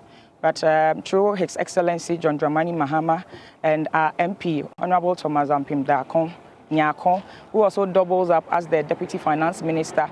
The road is under construction, and now you see a lot of business people coming on board for our land, for tourism, for riverfronts, resorts, and for farm as well. So it has given Jekiti so many business opportunities that people are trooping in now. I am now at the palace of the chief of Idumasa, Nana Ansakwao IV. Every Easter, he organizes a Kokonte festival, drawing people from far and near. He says even before the road project is completed, improved accessibility is already making it easier for people to travel to Idumasa, Jekiti, and nearby communities. I think the sky will be the limit with regards to if the road is constructed. You see, if you look at all waterfront sort of inhabitants, we are the last ones left. Ada is finished, Tema is finished, Akosombo at Timpoku area is finished. So this is the last sort of riverfront land bank area left. And so once you bring the road, you're going to bring all that opportunity to this area. Over 100 kilometers of roads linking farming communities to market centers at the Adansi Asokwa district of the Ashanti region have been improved to ease transportation of farm produce to markets. This is aimed at reducing cost of food in the area and reducing post-harvest losses, which is eroding income of farmers. The project under the District Road Improvement Project is being funded by the District Assembly and the Office of the Member of Parliament. Nana Yaujima visited some beneficiary communities and has filed this report. Regina Donko, a farmer at Yaudankwa, dries her palm fruit harvested a few days ago. She expects a buyer from Funso Market later in the day. About 2 weeks ago, her plantain had to rot away because she was unable to trek with them about 6 miles to the lorry terminal. We have to walk with our produce to the main road before our clients come for them. If you don't have the strength, they rot away. We are getting fed up.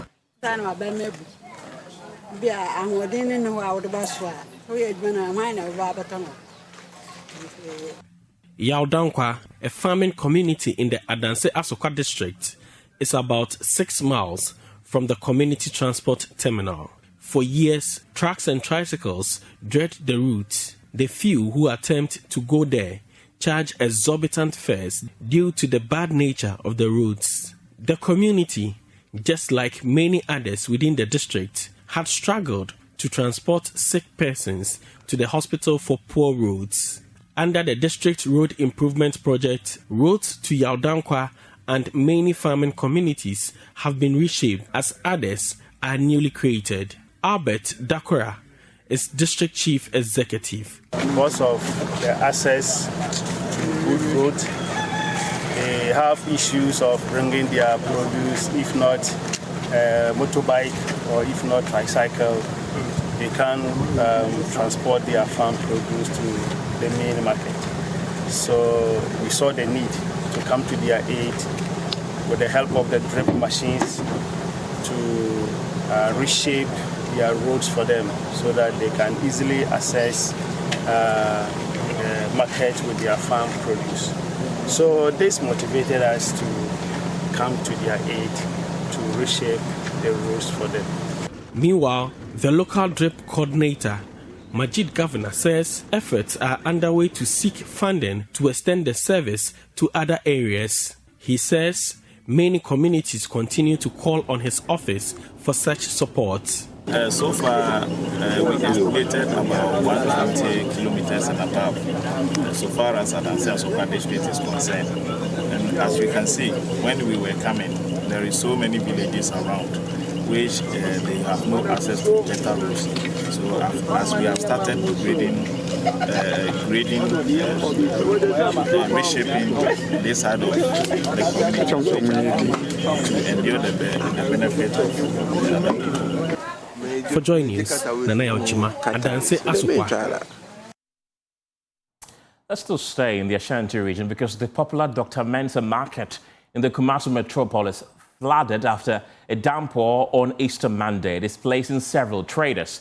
The rainfall, which lasted for less than 2 hours, left thousands of residents stranded, disrupting business activities and causing significant distress among traders and commuters. Large volumes of plastic waste clogged in drains were washed out during the downpour, exposing poor sanitation conditions in the area and raising environmental concerns. The flooding is largely attributed to choked drains, mainly filled with plastic waste, which obstructed the free flow of water. The popular Dr. Mensa market in the Kumasi metropolis flooded after a downpour on Easter Monday, displacing several traders. The rainfall, which lasted for less than 2 hours, left thousands of residents stranded, disrupting business activities and causing significant distress among traders and commuters. Large volume of plastic waste clogged in drains were washed out during the downpour, exposing poor sanitation conditions in the area and raising environmental concerns.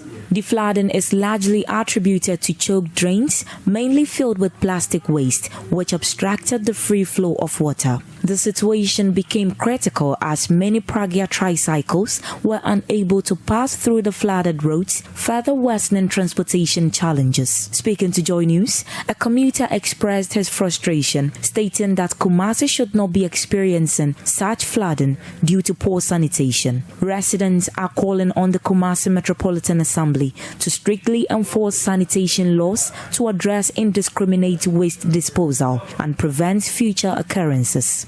Many traders and commuters spent their Easter Monday evening stranded due to flooding caused by less than 2 hours of rainfall. Joseph Obey's report, read to you.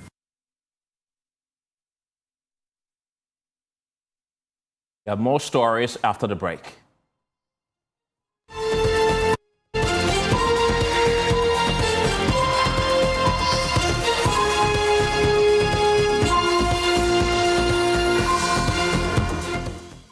You're welcome back. Slum dwellers at the Dagomba Line community in the Kumasi metropolis are actively rebuilding their homes after a devastating fire tore through the vicinity on Easter Monday, forcing them to spend the night in the open.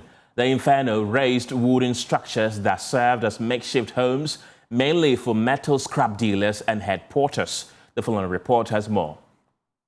The fire is believed to have started at about 4:30 a.m. on Monday, with officials yet to establish the cause of the blaze.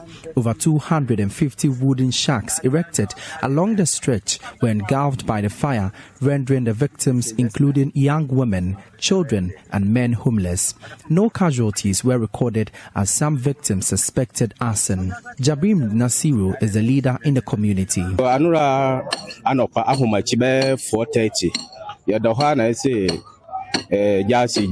the early hours of yesterday, we heard people screaming that there is fire outbreak. We came out and we saw the blaze. It swept through the entire vicinity.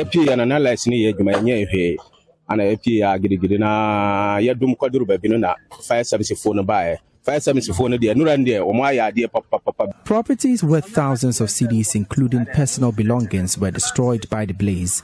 The slum is an abode for the youth who migrated from the northern parts of the country in search of job opportunities down south. Such a way that when there is fire outbreak like this, the firemen will be able to enter everybody just put on. So because of that, the place is so congested and crowded. It's actually worrying, but we have no option. As I said earlier on, we need a proper management and then guidelines that will enable us to put on the structures to avoid all these things. Me personally, I lost about 6 rooms, and it's not easy, but we don't have anything to do except the will of Allah.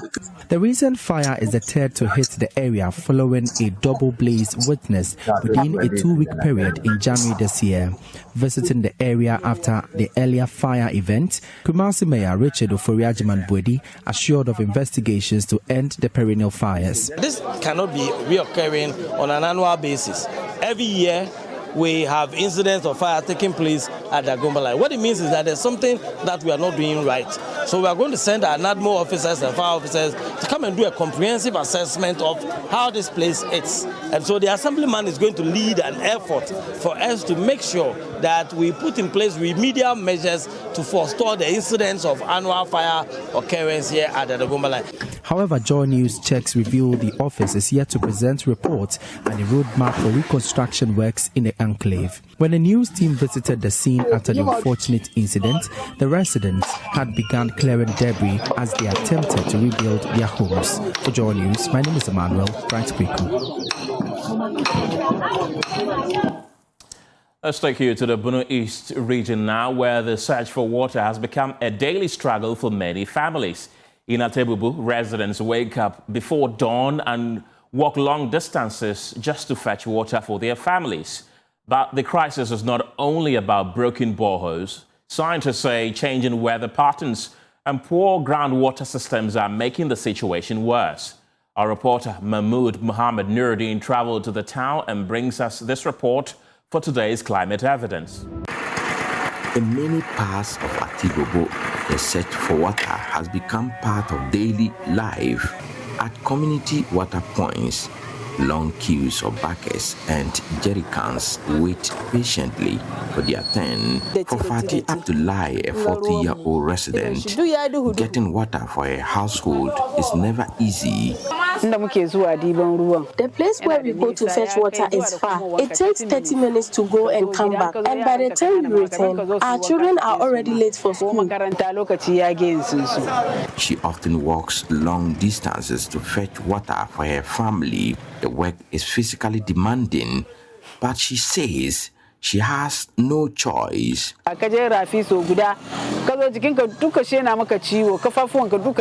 go to fetch water even once, you experience body and leg pains. You cannot go 3 or 4 times. But if you are unable to go 3 or 4 times, it will not be enough. Our biggest challenge in Atebubu is water.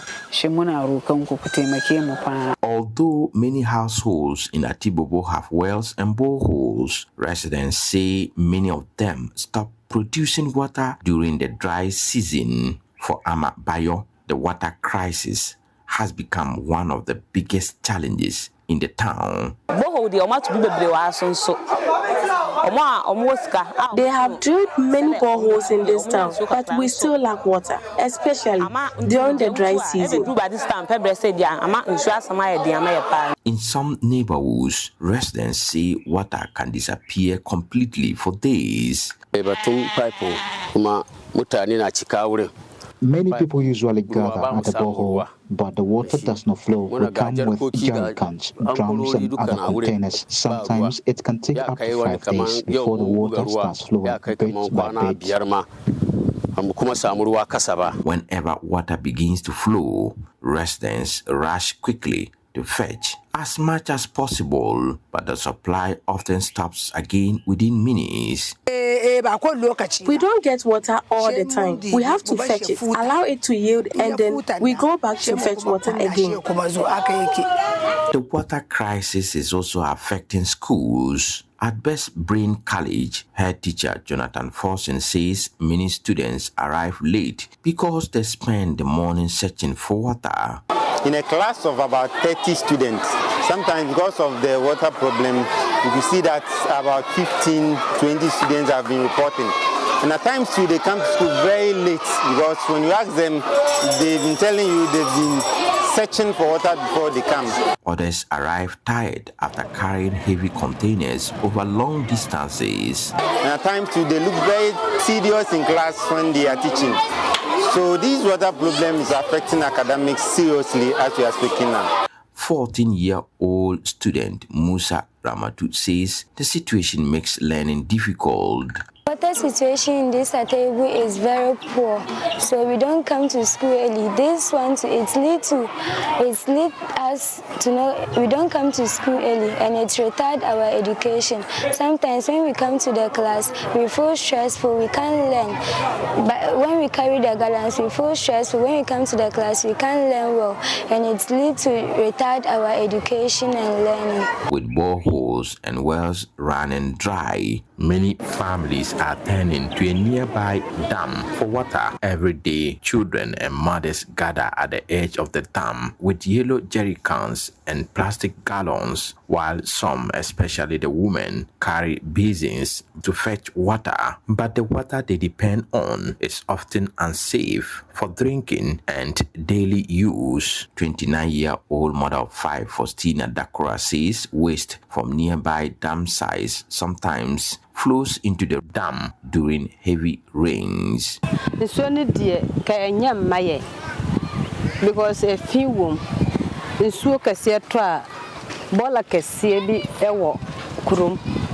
the water is not good for us, but we have no choice. When it rains, flood water carries dirt, use diapers, sanitary pads, and other waste into it. But because there is a water shortage, we still drink it.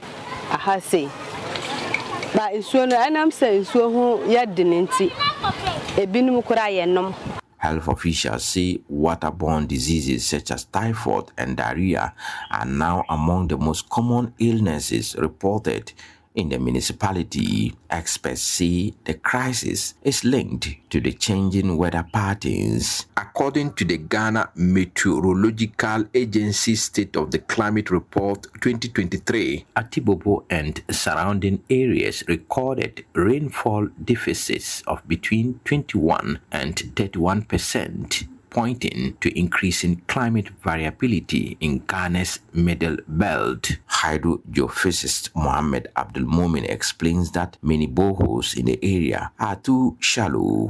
So, in the situation of Atibu, they have largely of clay being at the top, occupying the most part of the top formation. And another issue with that is that a situation where a borehole does not go far beyond the clay, it tends to dry out in the dry season. That's when the rains subside. That's what usually causes most of boreholes in those areas to dry up. And many of borehole agents and contractors do not understand the situation over there. And because of that, they drill shallow wells. And so when you drill the shallow well and the rains happen to go down at a particular part of the year, definitely the water is going to dry up. The Atibobo Amantin Municipal Assembly says it has begun implementing new solutions. Municipal Chief Executive Masoud Musa Ayaba Thomas says hydrologists have now been engaged to guide where boreholes should be drilled. He says 17 new boreholes have already been drilled based on expert advice. We identify the places that we are sure that we get water. We have also increased the depth of it to make sure that we will get enough water over there. We are drilling and mechanizing 17 normal boreholes in the municipality, across the municipality.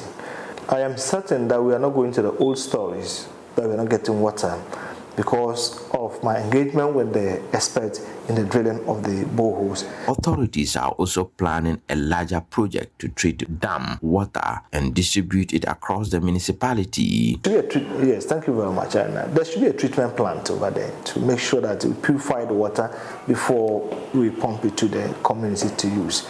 We cannot just go tap that water and then bring it to the people to drink. No, there should be a treatment plan that is there to make sure that we get clean water for the people to drink.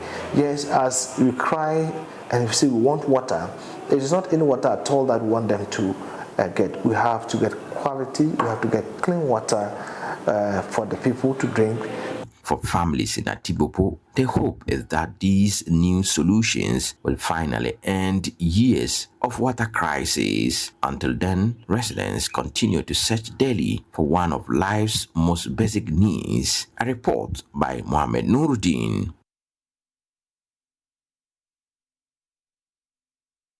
This story is brought to you by JoyNews in partnership with CDK in Ghana, University of Ghana Center for Climate Change and Sustainability Studies, with funding from CLARE R4I Opportunities Fund.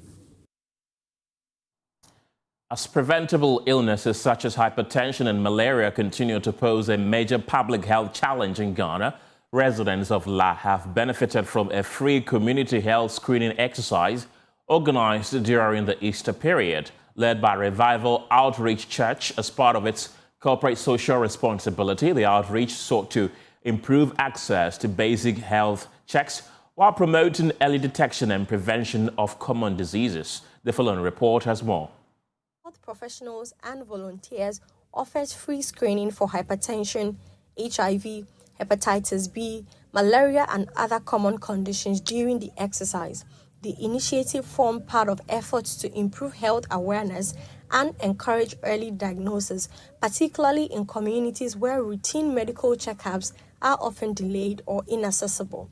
Speaking at the event, head pastor of the church, Professor Oko Amati, said the exercise was intended to support community well-being by responding to both health and social needs. He added that the outreach also aligns with a broader plan to establish a community clinic to serve residents of La and the wider public. For the past 5 years, during the Easter program, we decided to be attending to the needs of the community health-wise. So we have an assembly of doctors, pharmacists, health professionals, and other health workers who come to attend to the needs of the community. They will check your vitals, the lab tests, the eye tests, and the doctors will diagnose and prescribe. And all of these, the church takes the bill. Everything is done free of charge. And that is our help to the community. That is what Jesus stood for. He healed the sick. He fed the poor. So real Christianity is not just to preach the word of God, but also to attend to the needs of the people. And that's exactly what we do. We have big vision, and with the vision we have, we should be able to put up a health facility as our contribution to the community. Administrator of the church, Elder Peter Kwesi Akofo, highlighted the importance of regular medical screening, noting that the annual exercise provides an opportunity for participants to know their health status and seek timely care where necessary. Yeah, so every year, Easter Saturday, we will be here to do it for the community. It's free. Everything is free. We have some doctors, nurses, and pharmacists in the church. So they also bring their colleagues to support them to do this. So the church finances it. Some residents who took part in the screening also shared their experiences. It has benefited me a lot because I don't normally check my BP. Currently, I'm at the eye sector because I'm having a little issue with the eye. This program has really been helping us because every year you get the chance to check your vitals and you are able to talk to the doctor even though you don't have money.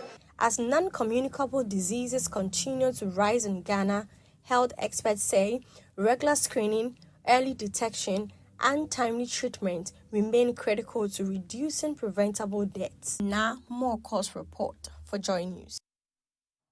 Away from the Greater Accra region, at the Maiden Upper West Region Zongo Festival 2026, speakers raised alarm over rising drug abuse among youth in Zongo communities, urging security agencies to act. Zongo chief, through spokesperson Abdallah Dan Hassan, warned against trafficking and use of drugs like tramadol, calling for intensified municipal and law enforcement action. Rafiq Salam reports from Wa.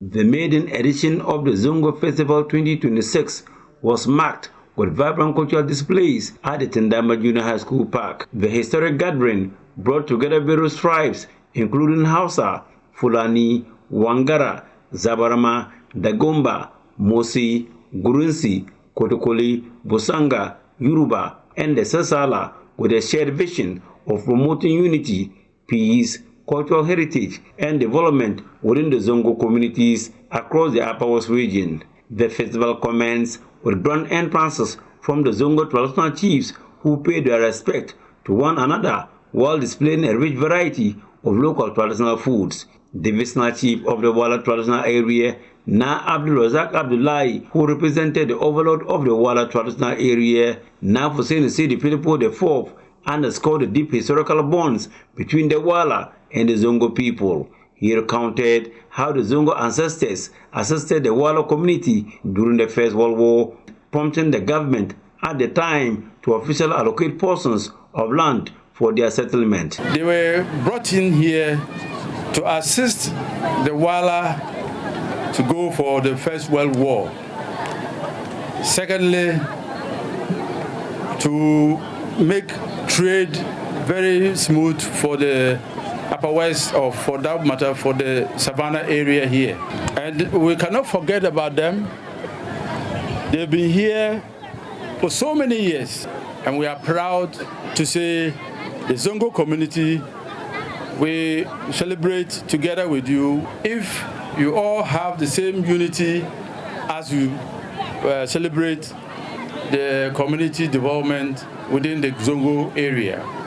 Abdallah Dan Hassan, speaking on behalf of the Zongo chiefs, issued a stern warning against the trafficking and consumption of drugs like Tramadol.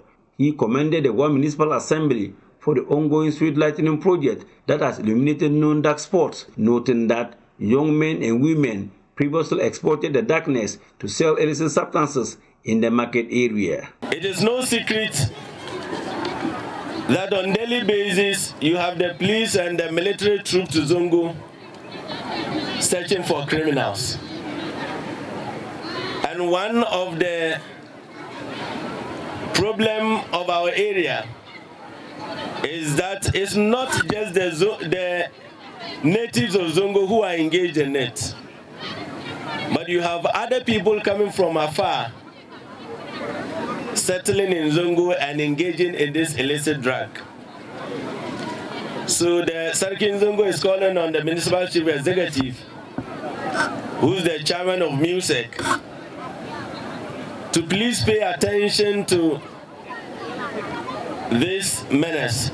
The Zabarma Queen Mother, Hajia Salamatu, made a passionate appeal to the YMCE regarding the same issue. Megur Abdurrahman of the Hausa tribe, on his part, reinforced this anti-drug message, firmly stating that the Zongo community is a decent, integrated society that says a resounding no to drugs. And now one of the reasons is to let the world know that we are using this celebration to fight drugs. We are using this celebration to, as it were, let the public know that Zongo is not an indecent community. Zongo is a very decent community, development-oriented, and we urge everybody to come and then hold hands with us for us to all celebrate. One municipal chief executive who represented the Minister for Labor, Jobs and Employment, Dr. Rashid Hassan Philippo, and the Upper West Regional Minister, Lawyer Charles Wongopozun, reaffirmed the government's commitment to community development. The ceremony was interlaced with powerful cultural performances, including a moving spoken word piece by young Abubakar Hamdiya Winnie, who proudly celebrated her roots, reciting, "I am a proud Fulani, my cows are my heritage." The Fulanis are not violent. We just want to do our thing, just like you do your thing, in the coolness of your offices. Ours is in the food. We move with the tide, where nature directs. Wherever we find peace, it's a home. Apologies if we ever hurt you. Forgive if we trampled your palms. We just want to make peace. Compensate to the last P. The festival climax with the presentation of citations to the attending chiefs, followed by energetic traditional dancers from the various groups. Reporting for JoyNews, Rafiq Salam. Wow.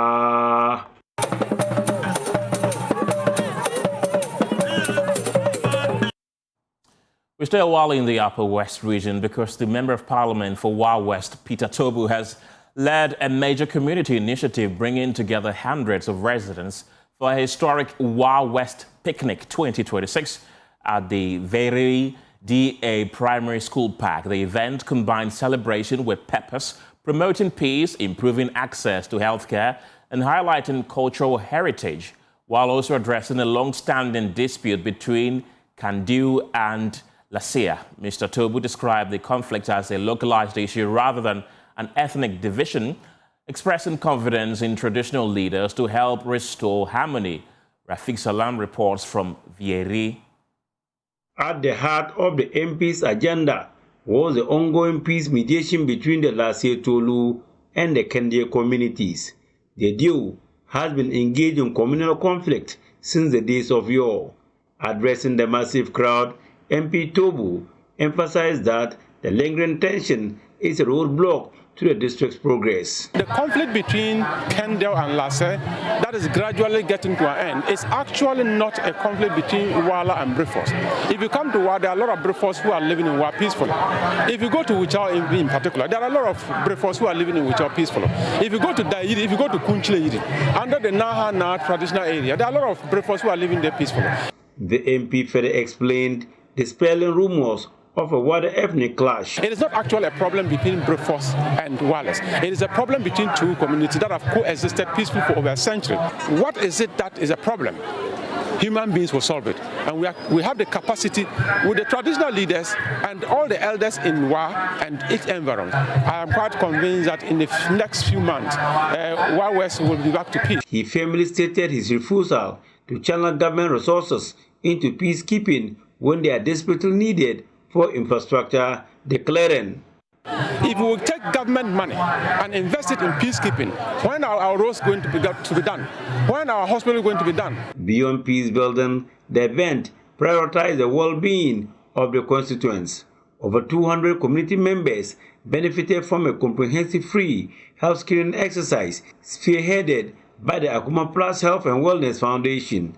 Amanda Abba Adu Akor, the programs manager for the foundation, noted that their intervention was crucial for the rural demographic. Akuma Plus Health and Wellness Foundation is a non-governmental organization dedicated to reducing the burden on cardiovascular diseases in underserved communities here in Ghana. We are here screening for hypertension, diabetes, basic cardiovascular diseases that we already know are prevalent in our communities. And so hypertension, diabetes, and we're also checking for the body mass index, which is the BMI, and other conditions as well.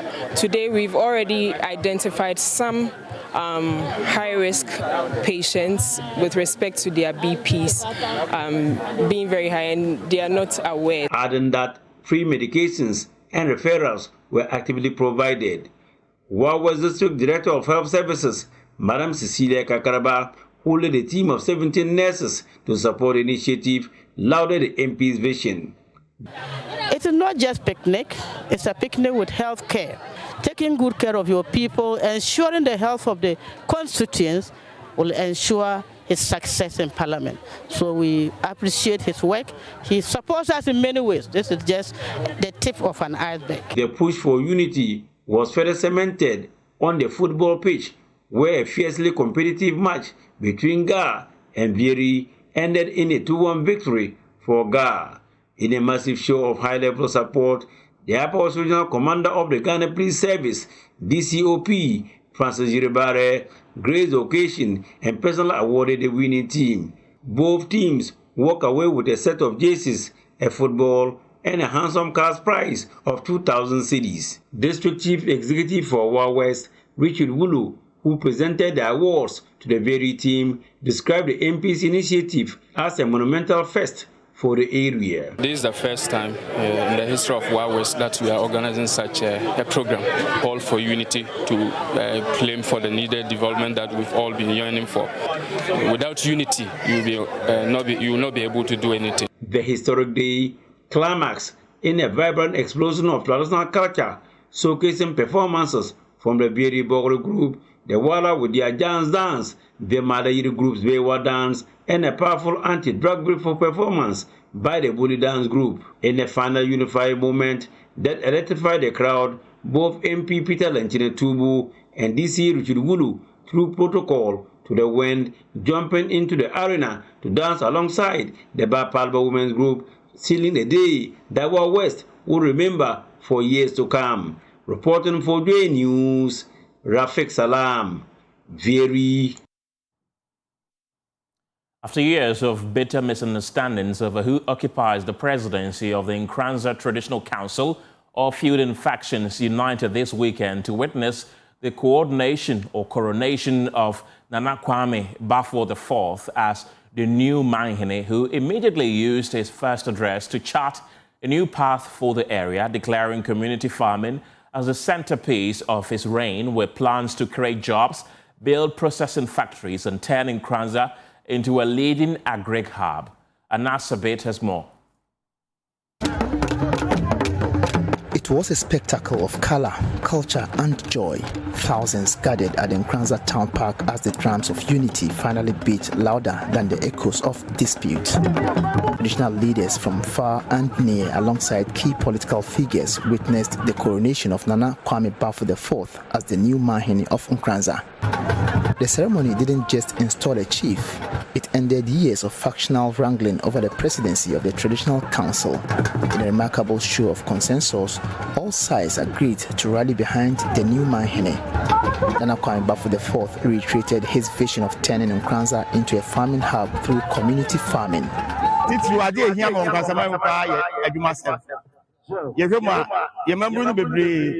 What is more important to us, the people of Nkranza, is about jobs. A lot of our youth are unemployed and we are fortunate to have fertile lands. So I have instructed Nananom to engage into what I call community farming.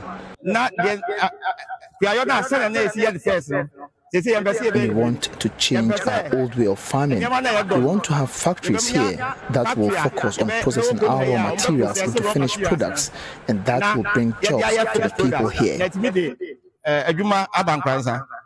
But the Manhene's vision does not stop on the farm. He appealed directly to the government for better rules to unlock development and announced the launch of an educational trust fund to provide scholarships for brilliant but needy students, a bold step to lift human capital in the area.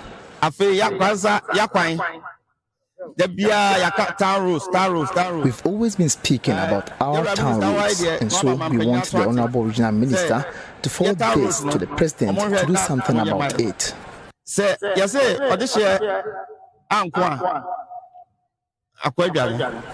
We also want to use this platform to launch the Nkranza Development Fund. The fund will be used to do other important things the government is unable to do for the people here. Deputy Local Government Minister Rita Na Odole Soa noted that chieftaincy remained vital to Ghana's development, adding that government is committed to a strong partnership with traditional authorities for sustainable development. Nananom, ladies and gentlemen, as Deputy Minister, I wish to reaffirm government's commitment to strengthening collaboration between traditional authorities and local government institutions. Government will continue to support initiatives that deepen those partnerships. Bono East Regional Minister Francis Osuantwi, on his part, called on the Nkranza Manhene to use his leadership to liaise with other chiefs to help resolve the numerous chieftaincy disputes across the region. Nana, I am appealing to you to collaborate with other chiefs within the region to help solve the many chieftaincy issues we have in the area.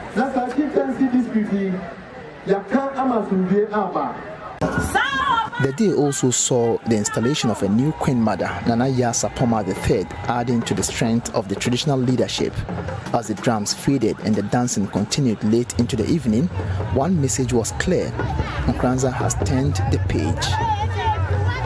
So after years of misunderstanding, the people of Nkranza now have a Manhene with a farmer's vision, a scholar's heart, and a plea for roads. Whether peace will hold and development will follow, that is the next chapter. For now, the drums of unity are finally playing in Nkranza. Anasabit, JoyNews. That's it for the pulse this evening. For more news, you can log on to myjoyonline.com. There you have it. Our top story this hour says MPP criticism of anti-LGBTQ bill. Nothing more than political posturing. That is according to government spokesperson Felix Kwachi Ofosu, who made that pronouncement on the polls a while ago. Thank you very much for being a part of the show this evening. The news team returns at 7 p.m. with News Prime. My name is Kenneth. Jesse, have a good evening.